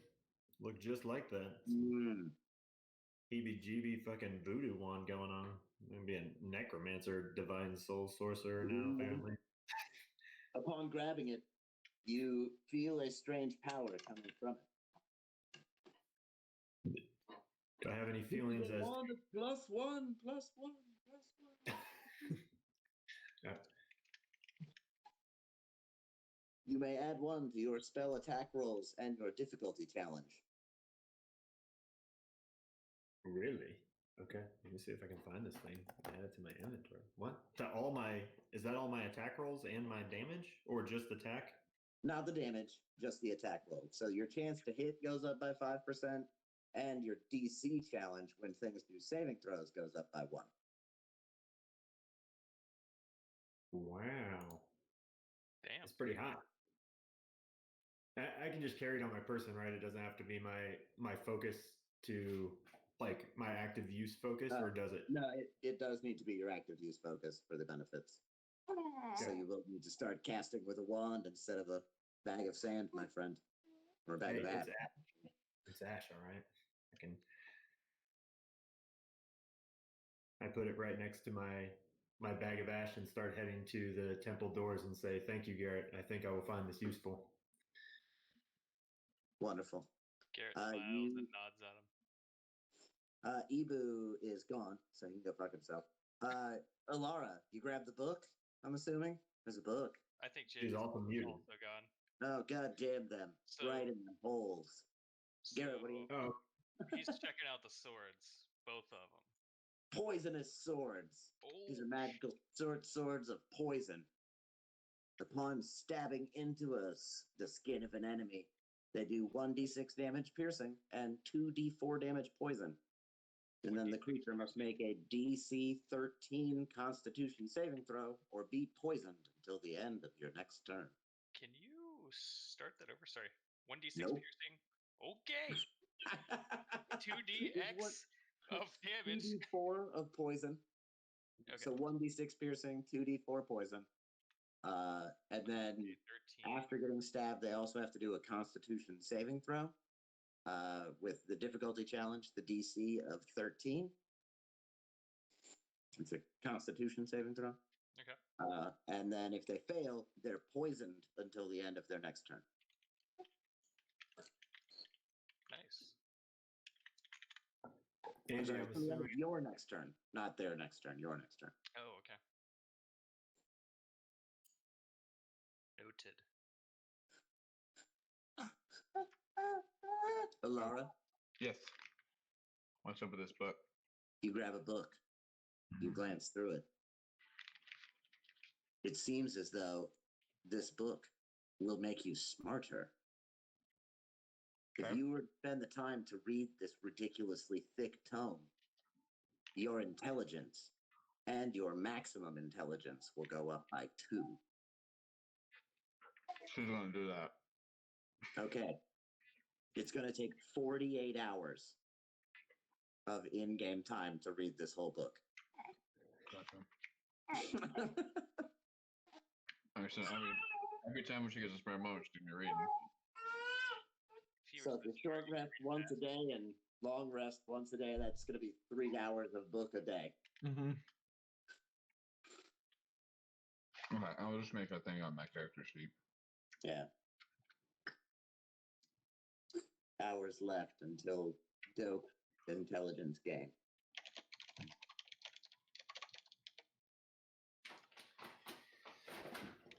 All right. Do I find out anything? See anything? Can I even get the doors open too? You open the Said- door to the temple. Inside, there are large metal benches that have been molded from hot flames. This is weird to Alara because everything in their village is usually made from wood or animal remains. But now suddenly there's stonework and metallurgy happening in this building. At the front, there is oh, damn it, an altar.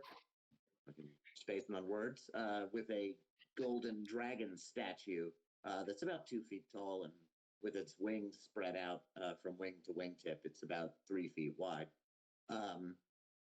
Kind of centered on the back side of the room. There is one small room in the back left-hand corner that looks like where maybe a priest would, get dressed and prepare for his sermons.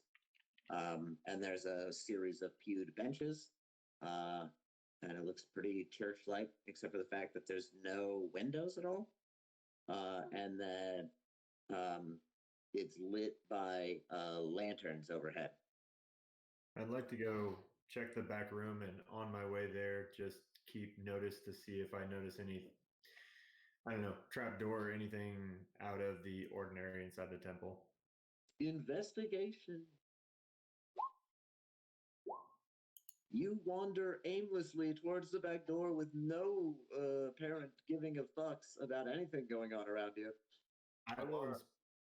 Okay. Go ahead. I Alara, was gonna. I said Alara is intrigued by the new structure. Would that be like one sentence?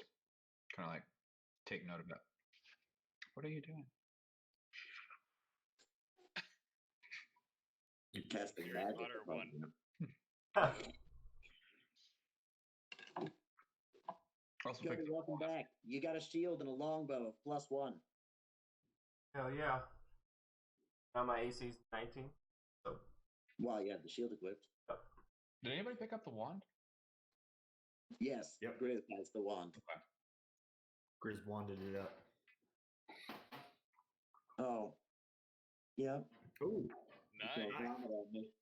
Just go. yep. Fun. Oof. Oh. Yeah. Yep. Right. Mm-hmm. On the big. Well done. Well done. Like Finnegan. how casual he is about it. He doesn't even like his facial expression doesn't change whatsoever. He's just like bleh, and then just like keeps life. Just opens his mouth, lets it out, and just keeps moving. All right, whatever. Okay, so the other day. Imagine that in conversation. I was like, oh, never mind. I wish you guys had seen Bravest Warriors. But Anything in the back room, or do I not notice anything? Because I'm You just open the door to the back room. There is a small cot in here. There's also a small trunk at the edge of said cot. Inside of this trunk, you find a series of scrolls, most of which seem to be sermons, one of which at the top has an ornate stone handle that the scroll is rolled about. The like little metal center part is this ornate stone. When you unroll it, you see that it is actually a map of the area, Ooh. Nice. defining territories for the Machi, the Koro, and the Rado tribes. You're not great with maps, so No, great. you can tell where you are because currently you're in one of the villages marked on the map. But Grizz rolls up the map on the cot and then goes to the entryway of the room he walked into and yells to everyone, "Hey, you gotta check this out! I found a map." Tibu goes in. Ibu walks in, looks at the map, and is like, "I don't use maps."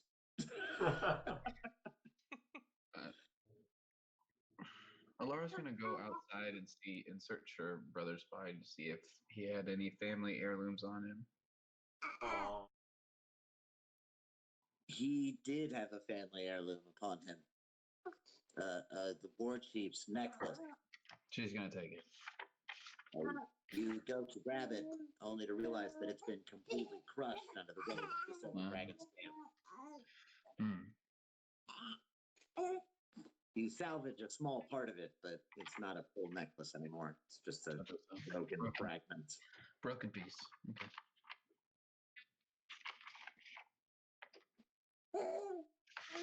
All right, since nobody came in but Ibu to check out the map, I roll it back up and I go outside to find the rest of the group.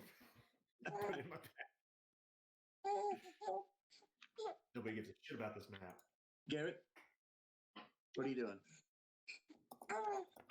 He's really interested in the map, actually. So he runs up to Grizz and is trying to check it out. Hey, let me see that map, bro. And I toss Garrett the map. I really don't understand anything. We're here, and there's stuff everywhere else.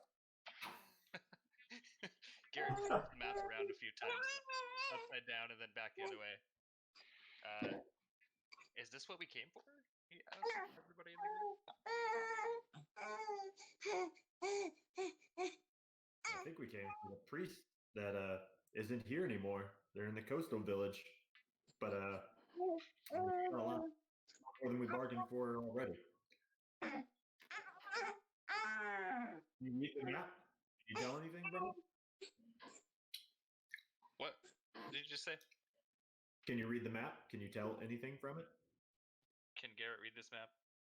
No. Motherfucker. Alara! Hey, Lara. Alara! She looks over. Lauren kneeled over her dead brother. In the temple? No, she went outside. Oh, I'm outside yelling. She didn't come over or anything. She's still. She's carrying that piece, kind of looking at it, walking towards Grizz. Hey, I found a map. Can you read this? I know you know the area already, but figure if anybody could make sense of this map, it'd be you. He says, "Fuck maps." Laura, let's get an investigation roll. Okay. I may need some help adding this sword to my thing. I think I have it correct, but I don't want to fuck up it. Can I use my inspiration to assist Alara in investigation of the map? Would I use really a wanna buy that. natural investigation, or is this like a stressful situation?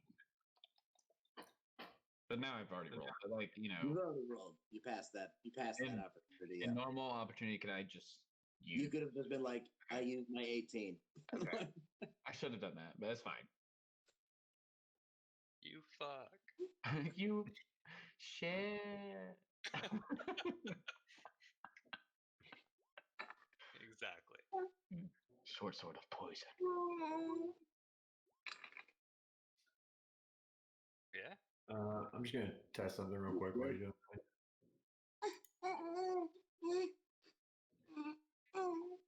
Does it do it? Yep. Got the Sure plus does. 9 on that now. Yep. What's up? Let me see if it does the same thing for. Oh yeah, I can see Fireball already has it. She, I guess, can she read it or not? Oof. Yes. Yes. Okay. You read said map. God, DC 17. It's gonna be really nice. You read the map.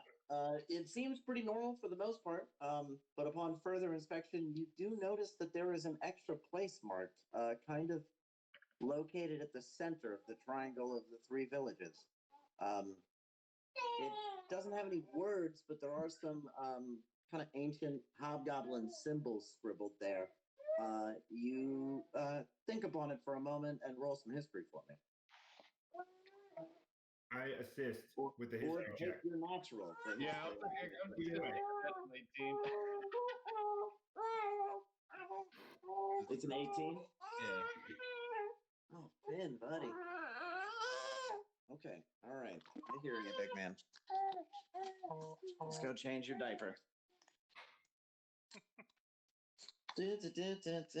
Okay, so with your 18, you do, in fact, notice or recognize the runes to be kind of fully simple runes from when tribes were led by medicine leaders, and they were much smaller.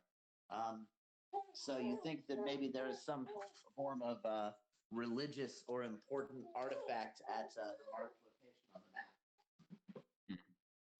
map. Okay, so she turns to the group and says, I recognize these three locations as the tribal locations. This mark in the middle disturbs me quite a bit. And she starts explaining the ancient runes and how this is probably something from an old time and as probably a place of importance. This priestess guy had marked it on his map, but it's not common. Grizz asks Alara if she thinks it's on, or she can tell if it's on the way to the village by the coast that we're supposed to find the high priest at. It's like in the middle. It is basically along the way, a slight detour, but maybe only adds an hour to the journey. I don't know if we should keep going, but we should probably get out of this village. The hobgoblins or more dragons might be coming back. Garrett says, I think that might be a good idea. Laura agrees.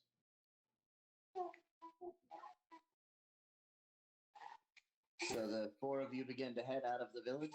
Mm-hmm. She hands the map back to Grizz. No, you keep it. I don't even know what to do with that thing. Is there anything in the church to loot before Garrett leaves?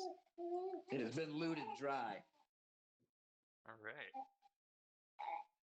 Garrett with his shifty Unless eyes. you want to take a 3 foot tall 2 foot tall, 3 foot wide gold dragon statue. Oh, speaking of that, I want to push it over. Grizz suddenly like a light. You see the light bulb appear over his head, basically, as he gets an idea. Rushes back into the church, and after a brief moment, you hear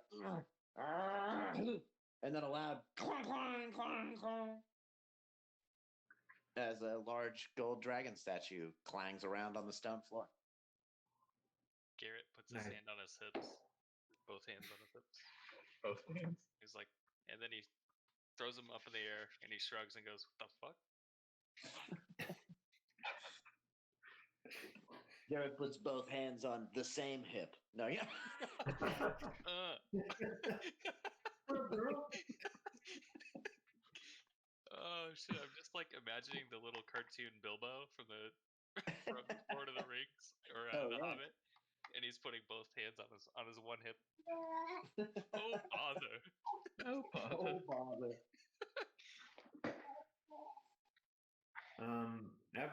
Ibu, it's like, before we go, I must go get Bearbu. You gotta go collect your arrow? Bearbu. Oh. Oh. That's right. He means the owlbear. Right. Named him Bearbu. Baraboo. Baraboo? Baraboo. Baraboo, okay. The owlbear's name is Baraboo.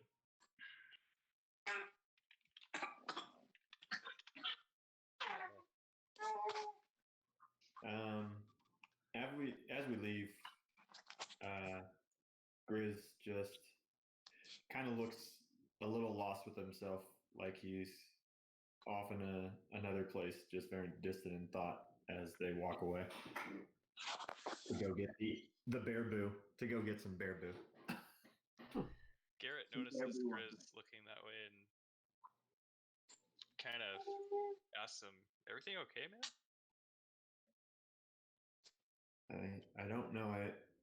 I'm trying to see if Kiori knows anything about these dragons, about Bahamut or Tiamat or the giants, and she won't talk to me. She won't communicate. I don't know what's going on. Garrett kind of taps him on the hip, or as far as he can reach up, and kind of like a reassuring tap, and says, "I'm sure she'll answer you soon enough." Laura's gonna go with Ibu. Oh, I'm following Ibu, just to be clear. Like I'm just looking very, We're all walking. I don't know, melancholy, distant while we're walking. Like I'm not paying attention at all. You walk for a few minutes towards where Baraboo was last seen. When you arrived there, Baraboo was gone. Fuck. Is his leash there at all? Well, that's really. The whip is cut off. A clean cut. Somebody Someone jack clearly freed Baraboo? it. How dare they? Alright, well. I'm not looking for him. That's it. Well, Baraboo's okay. Let's Ibu get just going. turns around and shrugs. And is like, okay, we go now. Baraboo Grizz makes a happy face and says, "Well, that's a relief." Laura's disappointed.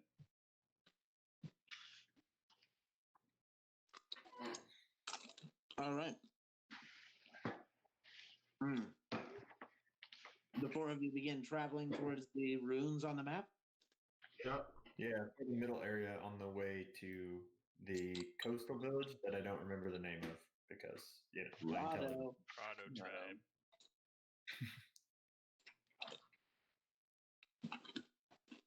Okay. You spend a few hours marching through the wilderness. Ibu and Alara working in tandem using the map and Ibu's skills of navigation through the woods to find your way towards these markers.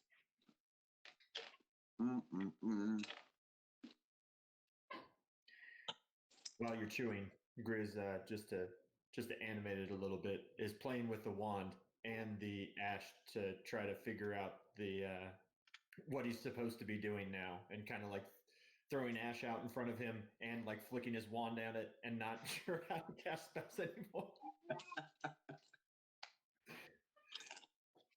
He even has the great idea to lick the wand and use it like a fun dip stick. You dip it in the ash and swirl it around. Are there some gold sparkles that happen when I do that? I really want to lick ash off this thing.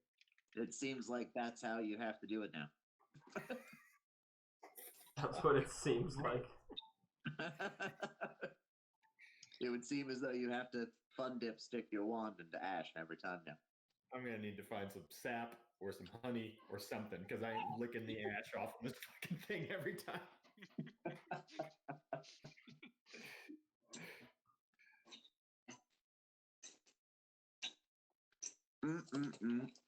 Okay. So, as you spend a few hours roaming through the woods, you reach a clearing in the woods that kind of leads out to a large field. A couple 100 feet is this random meadow out in the woods. And in this meadow, you see wild horses grazing. There's about 20 of them in different little groups and packets all along the different parts of this meadow, eating grass and kicking up dirt and running around randomly. It's a pretty serene and beautiful view here in the wilderness to suddenly see all of these peaceful creatures just going about their lives. We're definitely trying to wrangle one of these. All of them. Okay. It was like, we should get horses for travel. Is there any small horse with this? Need a Mixed pony? in there? Yeah. No. Fair enough. Garrett whispers, "Yeah, that's a great idea." Ibu, can you round up horses? I've never ridden a horse before. Anybody have rope? Garrett immediately hands Ebu his rope. Alara realizes what they're trying to do and just sits down and starts reading our book. Gotta read that book. Anybody have any vegetation?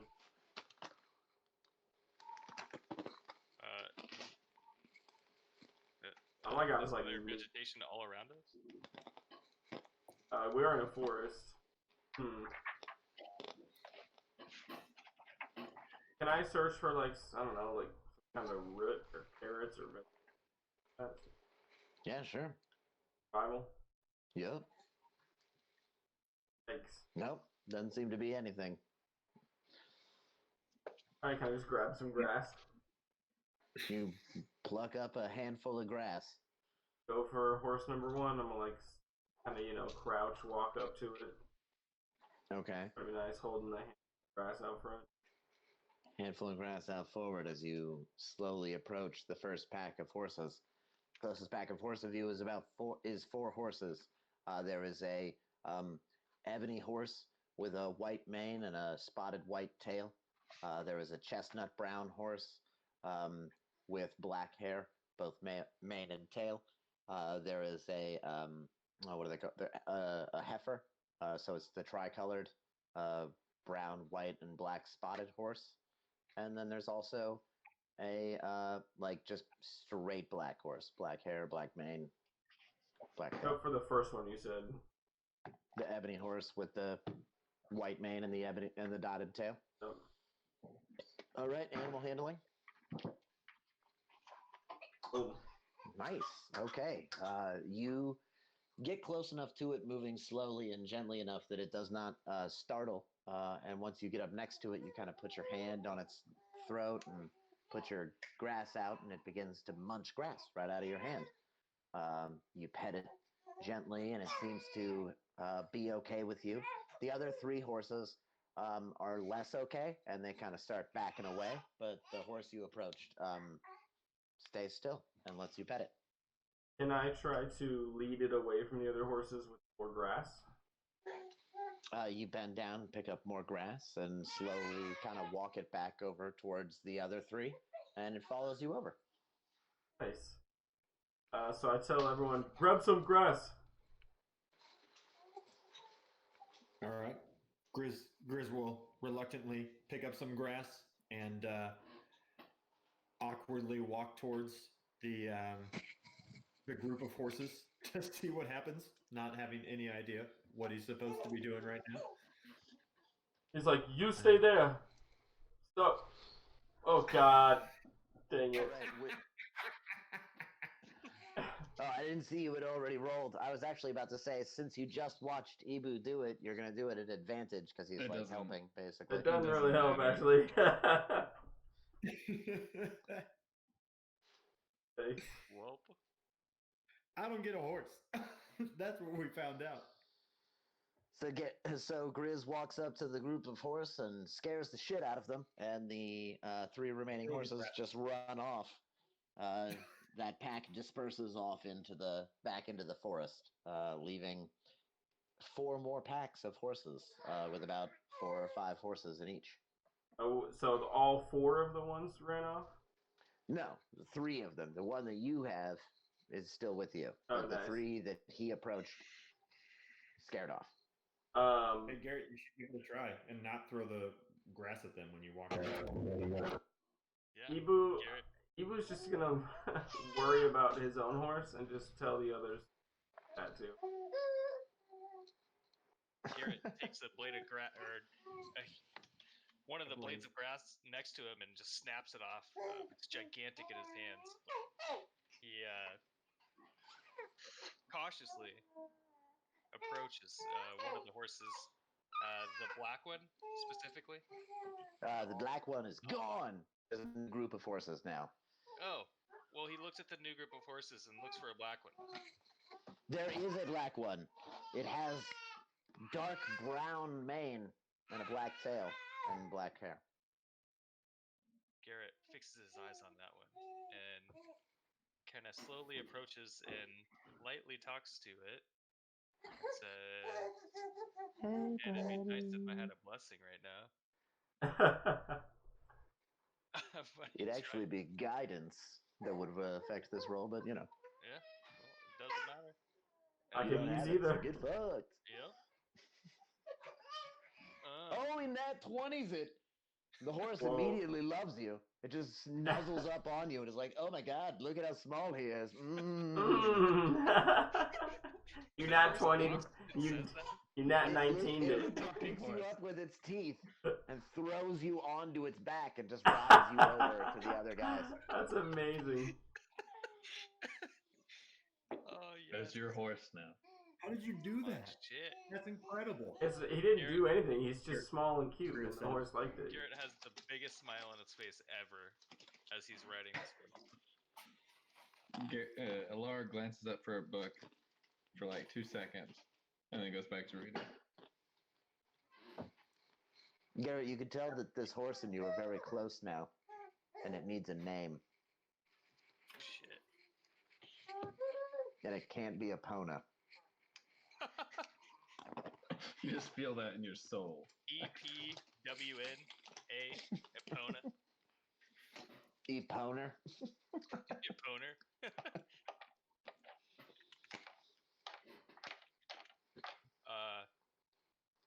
Garrett decides to name his horse.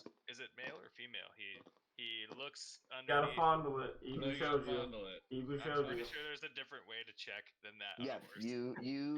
you glance underneath the horse and see a big old schlong. It's a dude Awesome. horse. Garrett decides to name him Dr. Nibbles. Dr. Nibbles.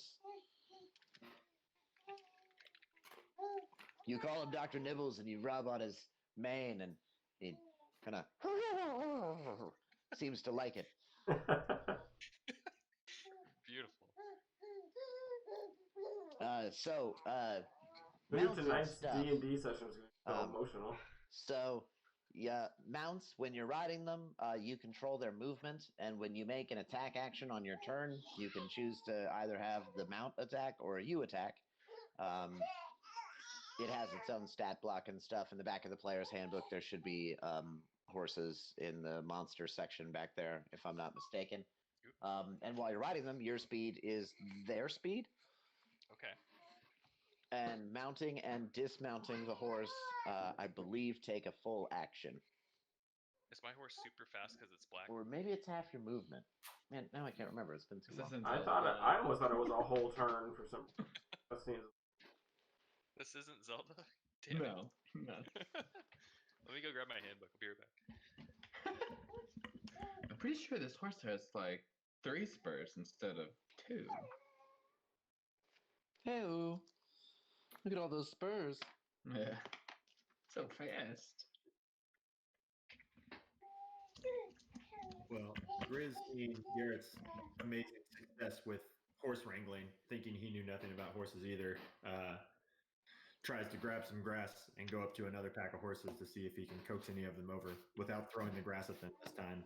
And I use my inspiration. I want to look for a female horse to walk up to try to get to come over me. All right. You find a female horse. Ouch. Man, even with advantage, that is rough. You roll a 13. Okay. Yeah. The horse does not run from you, but it is not satisfied yet either. Roll again. Okay. All right. The horse likes you.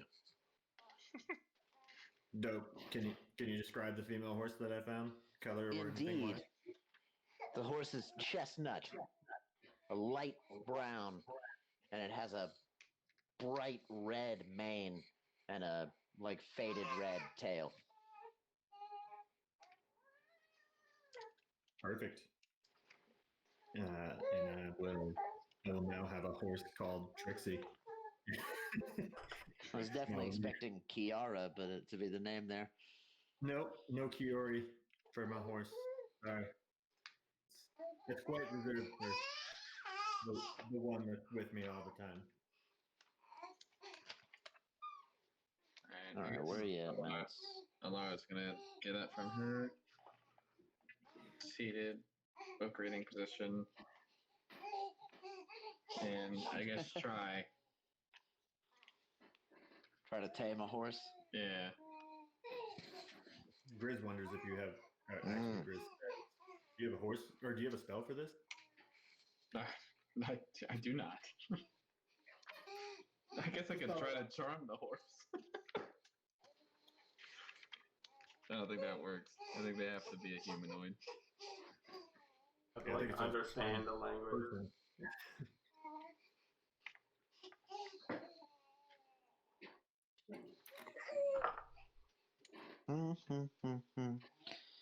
Okay. A 12, huh? You don't scare the animal away, but you have not yet won it over. Roll again.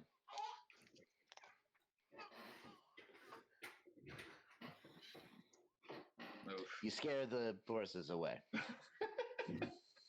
There are 3 more Yeah. packs of horses spread across this meadow. Garrett laughs. Hold on. Keep going. You gotta get this once. Wait, I want to use. What is this? How many? So I'm gonna, since I failed an ability check, I'm gonna use my saving face racial on that last animal handling and add 3. Add 3? Yeah. Okay, okay. How else I gonna see? So you still have not scared it away, but it is not yet convinced. Roll again. Gotta save that face. Oh my god. You terrify away that horse, its pack, and 1 other pack. Now there's only 2 packs of horses left. She's determined now. Laugh over to the side to himself and says, "I'm glad I'm not the only one that's shitty at this." She yells, "Shut up!" Garrett is just cracking up at Alara's misfortune. Laura, would you like to approach one of the other 2 packs of horses? She's gonna try, and she doesn't even care what kind of horse it is. She's determined to get somebody. I feel like you're not gonna have a good time if you're the only one walking behind 3 dudes on horses. Yeah. Later You'd be on, asking Job. for a ride on the back. Yo, can I get up there? Would you? Not riding with Garrett. The dude who would make the most sense. Oh my God! All right, Alara, after frustration of scaring away some of the horses, approaches the next group of horses with a different approach. Why don't you love me? And they just all run off. Holy shit! Laura's upset. She's not used to failing. This abandonment from these horses reminds you that your brother is dead. Damn.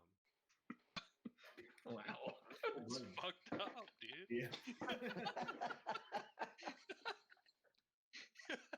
Beautiful. Wow.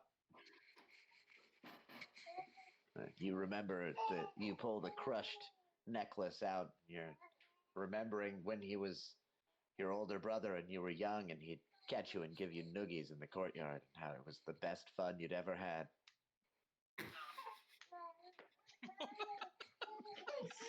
live.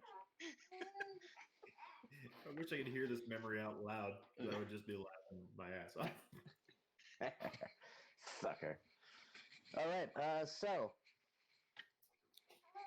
with 3 horses and only 3 horses, Mm-hmm. Okay, that's the thing. Where are we on the wait map? for Ebu to get done with his phone call. Hey yo. Hey yo, Finnegan. Yeah. Are we near the ruins? Where Are are you we near at? what? The ruins? I want to ask. Well, now with Laura. your horses, you're probably only like 5-10 minutes away. Oh, you mean on horses? We're 5 or 10 minutes away. Yeah. How far away is Alara if she doesn't get on the horse? If Alara's got to walk while you guys run into probably an hour. You mean she's an hour? So Alara is an hour away from the from the temple, and you guys are 5 minutes. Wow. I get on Trixie and trot around Alara, being like, "Oh man, you really botched it with those horses, huh?" Oh shit. I don't know. I don't know if she can support both of us down here, but I'm willing to give it a try. You look pretty light. Yeah, put a hand out to let her see if she wants to try to get on the back She of makes Trixie. a small floating grizz that is absurdly fat, like way fatter than he is, and just kind of dancing around naked. Just creates illusion. Wait, what? So she looks mean at Grizz, illusion? and she looks at Grizz, creates a small, like 2 foot by 2 foot version of Grizz that's just way fatter than normal. Just looks at him angrily while she's this dancing naked fat Wow. Grizz. All right, Grizz retracts his arm and says, "Giddy up!" and fucking dashes off away from Alara towards the back. So it is half of your speed to get on or off the horse while in combat. Okay. Once you're on the horse, you have the horse's speed, which is, I'm pretty sure, 40 feet, but it might be 50. I haven't looked. So for mounted combat, that's how you roll. Horse's speed. I think it's Warhorse 40, but I'm double checking to make sure it's not 50. A warhorse I think is it's- 60. Oh, yeah, riding horse is also 60. 60 feet Yeah. movement. It has 10 armor class and 13 hit points. Oh. And it attacks for 2d4 plus 3 if you make it attack. You can drag it over, by the way, to drop it in your item list, I guess. I don't know. Makes the most sense. The riding horse. You can put the Yeah, riding riding horse in your. Wait, what? It says, "Do you want to turn your character into a riding horse?" I said cancel. I think I was about to overwrite my whole character sheet with just riding horse stats. Yeah, All right. Well, never mind. Don't drag and drop that. You might that's have to for waste me your in character. creating monster character sheets if I needed monster character sheets in the game. Yeah. Grizz becomes a horse. Chris turns it to. Look at my horse. My horse is amazing. Give it a lick. Purple penis, apparently, even though it's a girl. As you tug on its winky. Ooh, that's dirty. Do you think? Okay, anyway, Anyway, fucking. so Grizz is riding off towards these symbols on his horse. After Alara insults him with a fat, cartoony, illusioned version of himself dancing naked in the field. As he tries to let her ride on the back of his horse, like Grizz is not happy about it. There was starting to be a trust built again. Yeah, they got shit all over. Fucking took a poop on that one. Sweet maneuvers, bro. Gotta keep them By on the their way- toes, apparently. Keep that switch up game going. Grizz is going to be casting light cantrips while he's on the horse just to try to test out Trixie and find out how comfortable she is with magic and how scared she'll be. So Hmm. he's just As- casting some guidance and mending and things like that while he's riding and just seeing how she does with it, how she reacts. Give me a roll. The first couple of times, your loud voice startles her, but once she's used to the loud voice you use when you cast spells, she does not seem to be affected by the spells you're trying. Beautiful. Can I don't know how important saddles are for or if it, Saddles provide extra storage, and I'm pretty sure they provide comfort while riding, but I don't think it really means anything in the game Okay. other than the storage. Well, The saddlebags. I'm going to. I have a wasps saddle. Can I try to fashion that in? Yeah, They it's were a like saddle. roughly the same. That's okay. Yeah. I'm going to You take throw it a out of saddle my over the horse.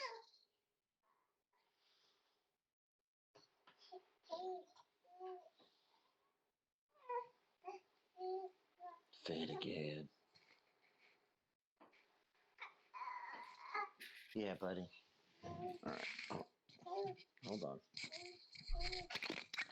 Come here. Oh, you're huge.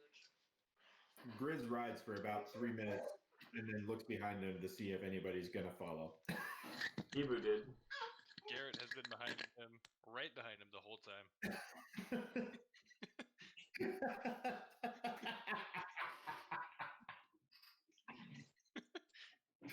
I'm dying at the implications. I'm sorry. That's too funny.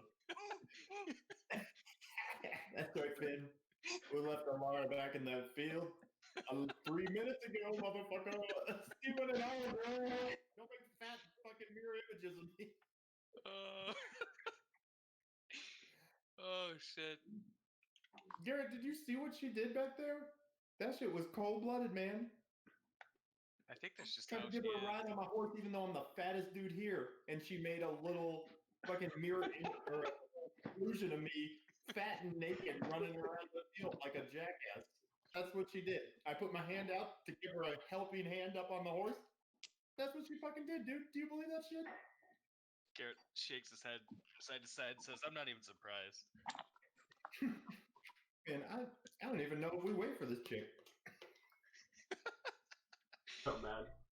Garrett pulls out his flask that Daruk left him and takes a swig and then offers it to Grizz. Ooh, that's Yeah. a good. Real? Damn. Grizz, by the way, remembers that Daruk said he didn't have, or that Garrett said he didn't have Daruk's beer. Just 2 days ago. He didn't have the beer? He said he That's didn't. what he told you 2 days ago. Oh. Hey, I thought you said you didn't have any of this shit. Garrett looks behind him and says, I didn't want anybody else to know. Ooh, fucking clever bastard.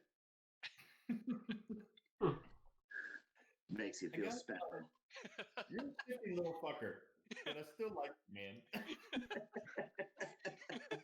You all the secrets you want. It keeps Oh. things interesting.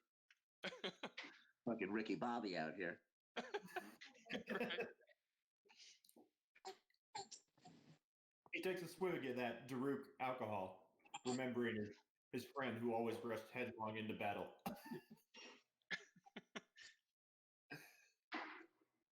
That was one crazy asshole. You really think we should leave her back there? Garrett, after remembering Daruk for a second, kind of has a more serious look on his face and says, I suppose she'd be useful soon enough. But it doesn't mean she's getting on my horse.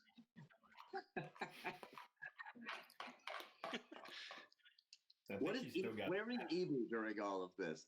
I'm just riding along by myself. I'm just happy to be riding on a name instead of talking to people. So if I understand correctly, Alara was left behind in this field, and everyone else is riding off towards. Alara, what are you doing as everyone else rides off on horses?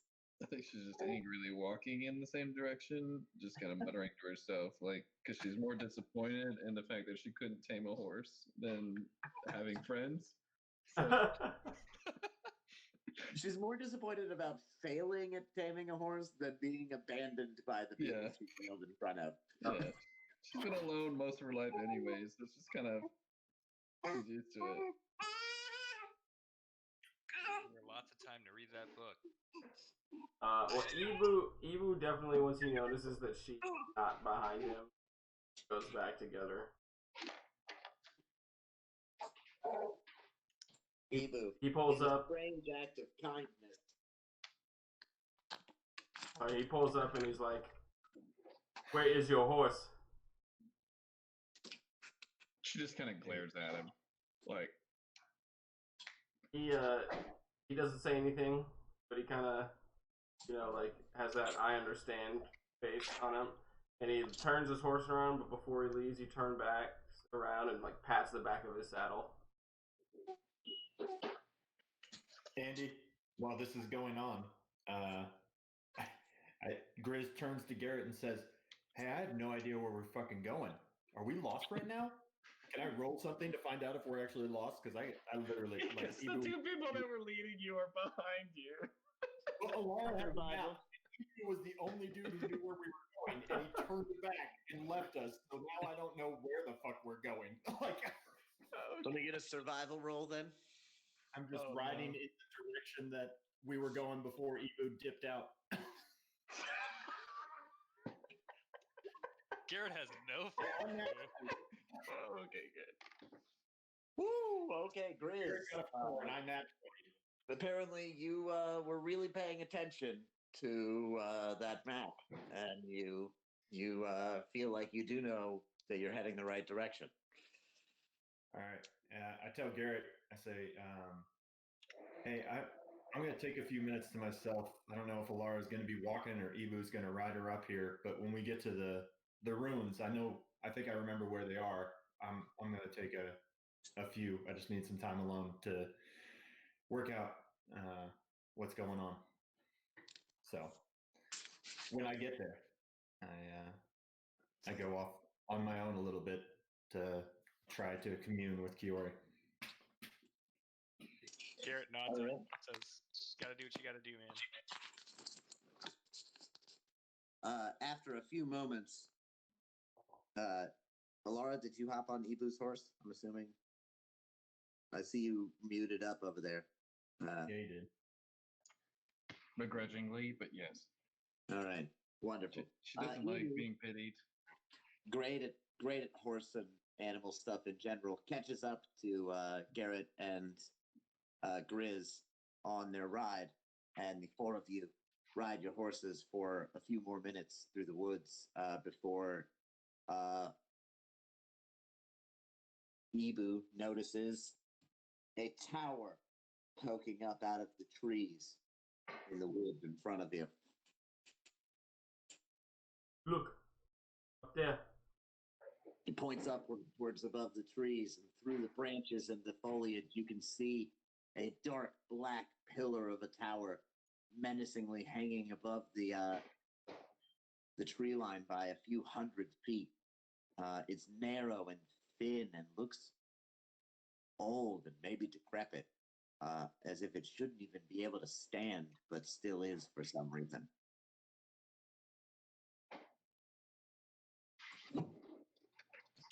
Is that where we're going?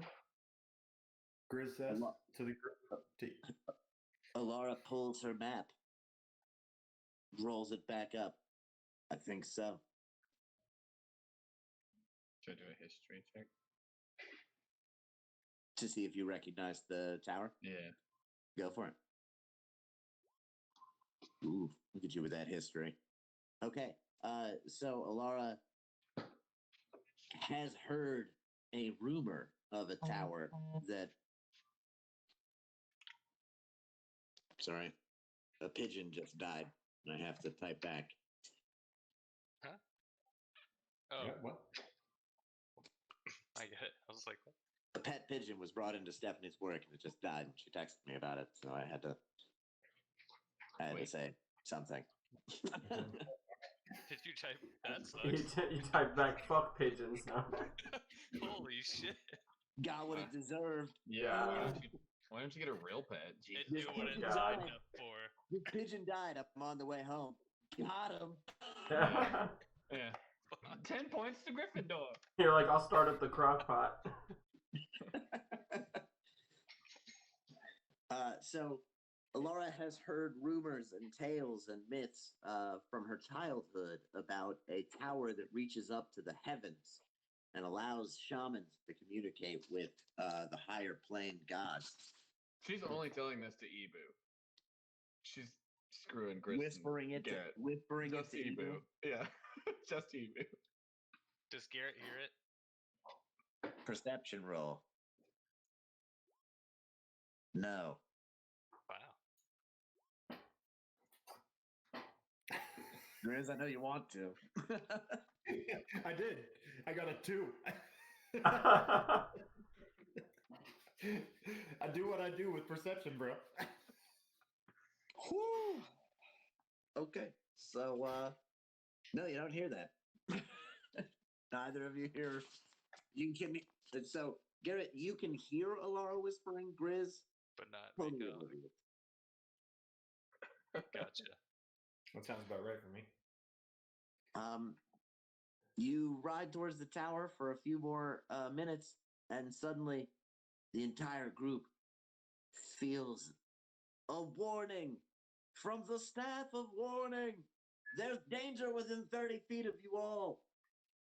And I tell the group, Grizz pulls out the staff and says, look, there's something ahead. And just shows the staff going. Garrett looks around to see if he can see any signs of danger. Danger. Aim for Ebu. Grizz wants to do an Arcana check to see if he can sense any magic around him. Oh. He rolls a 15. Nice, a 15. What did I get for the perception from Ebu and Garrett? 17. 17 as well. I guess Wow. 17, 15. And then Smarkana. Alara got an 18 Arcana. So 15, Okay. 17, 17, 18. You guys out here with the good rolls tonight. Okay. I have a +8, so it's not really that great of a I roll. got a +0. Rolled that straight. That hot 15. Okay, so those that did perception, you look around, seeing if you can see anything around you, and you see nothing, but you hear buzzing. And those of you that did Arcana checks, you can sense a great magical presence coming from the tower. Magical present.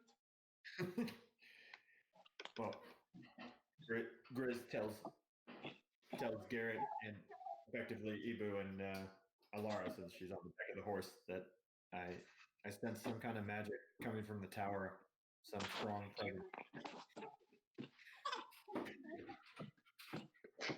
Should we go up there? I don't know. Did you hear some buzzing? Meta breaking. What's up, Finn? I did. Okay, bravo. I heard buzzing overhead. It might be the wasps. It is the That wasp. tower might be the high priest. Overhead, you see. I gotta put you in my pocket.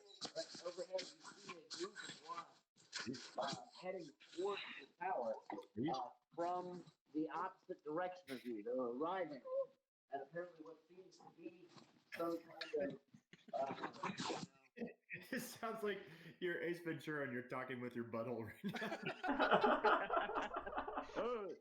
Yes, hola mia. All right, so you see a group of wasps with riders ride up to the top floor of the tower. Up there, there's actually an opening in the tower that they fly into and land their wasps within the tower.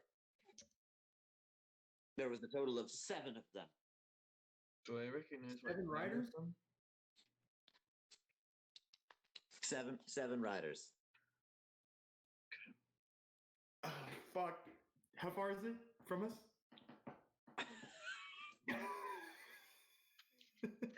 It's not that a good big. idea. Not a good idea. How far up is the thing opening? The tower is Can tall. can It's about Alara 200 feet. can Alara tell that Grizz is about to cast a spell?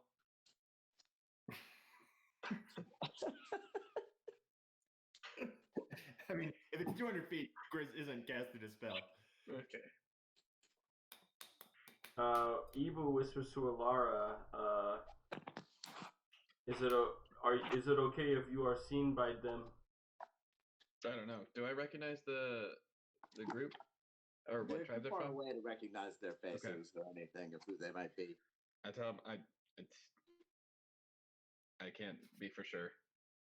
But you have a way to around it. Don't want to. Sorry, With his words. he's an idiot. He can't figure it out. Sorry.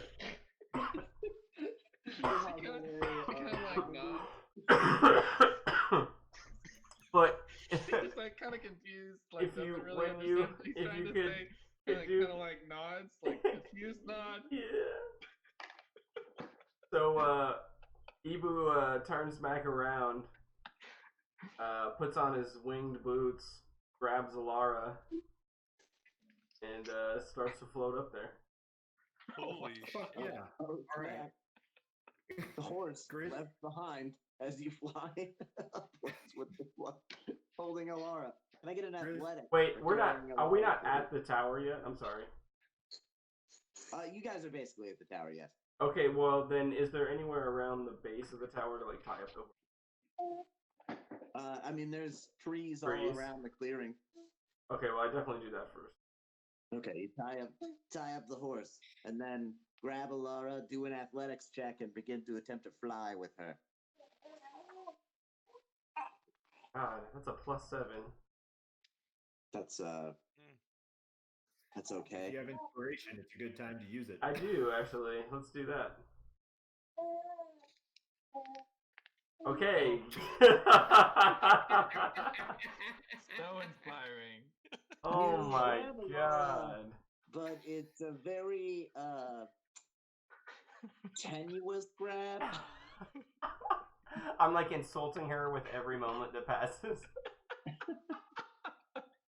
You My good reach under fucking her God, arms dude. to grab her, and then grab her breasts on accident as you begin to fly upwards. So it's just like really awkward for both of you. I see Alara's just got the sad kitten face, like a kitten that got just picked up that doesn't want to be picked up. I'm getting molested, guys. Before they lift off, I tie up my horse to a tree, and I try to find some kind of I don't know, leaves, branches, foliage to kind of cover it so it's not seen from the clearing. Not on the horse, but like in the area to block view sight from the clearing, so they can't see there's a horse hidden over there. Okay. Or You hitch up the survival. horse and try to hide it a little bit. Yeah, and I'm gonna grab the ring in hand and walk towards the tower and see if I can tell if there's any guards or people outside on the ground level near the entrance to this tower. So glancing around, the danger that your staff sensed earlier seems to have dissipated. And looking around the tower, you do see that there is but one entrance, and the first window is not until about 3 or 4 stories up, about 15, 20 feet up the building. Is there anyone at the entrance? No one at the entrance, no one in the clearing. Grizz is gonna walk up towards the door while asking Garrett if he's coming with him, and he's gonna. I think. Well, I'll wait for Garrett's response. Garrett nods, yes. He's already got his cloak over his head, All right. eyeing up his Well, Grizz horse. is not stealthing. He is putting the ring on and turning into a fat hobgoblin. Well, Garrett is gonna follow suit and wear his ring as well for the first time. All right. Grizz turns into a fat hobgoblin. And Garrett turns into a hobgoblin child. Oh, awesome! Perfect. Is my Exactly nose what we still were big? going for. When you turn into a hobgoblin child, Alara looks aroused. Pedophile.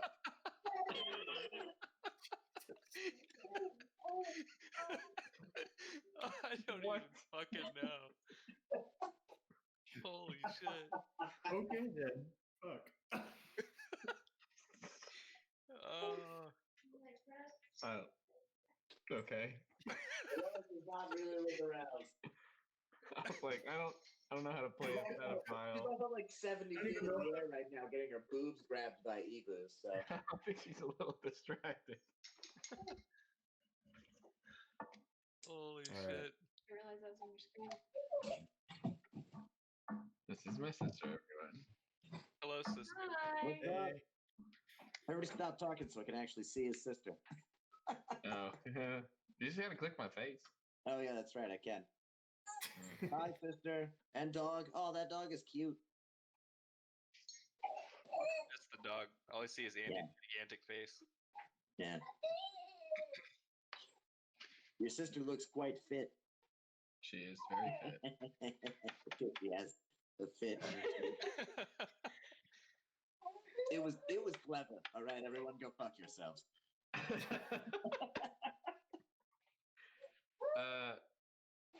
So, although very offended, but oh shoot, he's not here. Yeah. Nope. Sorry, Here, your here. event is on pause, and my baby is freaking out. What? What do they say? Oh. And, oh, he's back. Okay. Oh, Jake's Uh, character is a pedophile. Yeah. Oh. No. Maybe. Sure.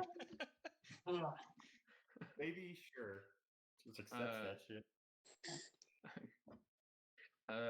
So, although very offended by the way that she's being carried, she Handful of tells titties. Ibu that it's probably a good idea when we land to put that ring on. Yeah, definitely. Just nods. Why is there a baby? Nods because you can't What? say anything. I was like, Go why out is of there a breath. baby? I was gonna ask you when we watch Superstore, but obviously you are. No, I don't know when we're gonna be done. Superstar. Woo! Man, we're almost 8 already? Jesus. Yeah. Well, almost 10 for you guys. Uh, Yeah. So I think we might call it here because this tower is complex. Okay. Sounds good. Probably be like an hour or two of content at least. In the tower? Damn. Yeah. Dope. Glad I put the ring on. I was kind of worried that this would be like a short thing, and then we would get to the other village, and I'd be like, "Man, I wish I had this fucking ring right now." Right. Yeah. No, the tower is in depth. Sweet. So a fat grizz hobgoblin with a child hobgoblin walking in the front door. Right now. Well, Right. Evil What up, and everybody? Alara fly towards the open window that 7 dudes just went through with no disguise on right now. Awesome.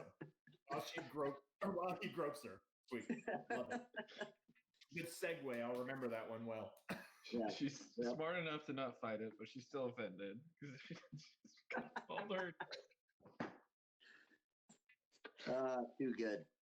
Alara, you'll be level 7, by the way. Okay, that's like what, 18 more spells? 2 more spells and your first level 4 spell slot, my friend. Oh yeah, I get my first level 4. You get 2 level 4 spells if you want them. I don't think I need them, but The old spell book. the 4th level spells are pretty crazy. Hey, Garrett, I can only do that invis thing once a day for now. Garrett gives Grizz the Han Solo wave with the 2 fingers, like, yup. oh, you move. Run dirty. We get into conflict. It's time to time to go. We're fighting our way out of this one. Oh shoot. No stealth dip out. Yup. Oh, I know which spell I need to get. See invisible. So you can see us. Make sure every time you cast it, I turn invisible and flip you off. Right? Guys, I can see invisibility right now. I cast Greater Invis upon myself. Flipping the If you Am I reading this correctly? So a poisoned creature has a disadvantage on attack rolls and ability checks? That is correct. Wow. So those swords do that? Uh huh. If they fail the saving throw, yeah. That's So crazy. that is a second level spell. See. Stay Poison stealthy, Brett. seem good. Stay stealthy, bro. Hey, Delphia. Okay, and then I'm supposed to get an additional learned one this round. Yeah, because your level's going up, you're going to get another spell that you can have prepared. Gotcha. Level 4-ness going on. Oh, Level plus intelligence modifier. Alara's leveling up. Laura's leveling up. Woo! And it's a good thing you made that tower 200 feet tall. It's definitely going to fireball that thing from the ground. I honestly was expecting you to just fireball the tower to It's gonna try and- fall over. After try I and said it was too stop tall, you. like, you might just fireball the base of this thing and try to get it to collapse. I assumed it was like a stone tower. Because you said it had a magical presence about it, I didn't feel like that was going to happen. But I thought if I could get the window, I would shoot a fireball into the window to roast all 7 of those motherfuckers and their bugs right away. Explode that shit. Yep. From the tree line, I would have just been like, Kamekaya! Like, fuck you! What he does next time we get together is he jumps as high as he can, misty steps straight up, and then fireballs them. Tell you what, if you tell me that it's got like a spiral staircase leading all the way to the top, I'll just look straight up and just cast fireballs as I That's fireball. can, and then walk out the door. Like, Yeah, I was definitely expecting Grizz to have a Twin Towers moment, just fucking take this shit down like the Taliban. I set you know, fire to the base of the there's still tower. opportunity for that, Anthony. There's still plenty of time for that to happen. That could still happen next time on Dragon Ball Z. Right.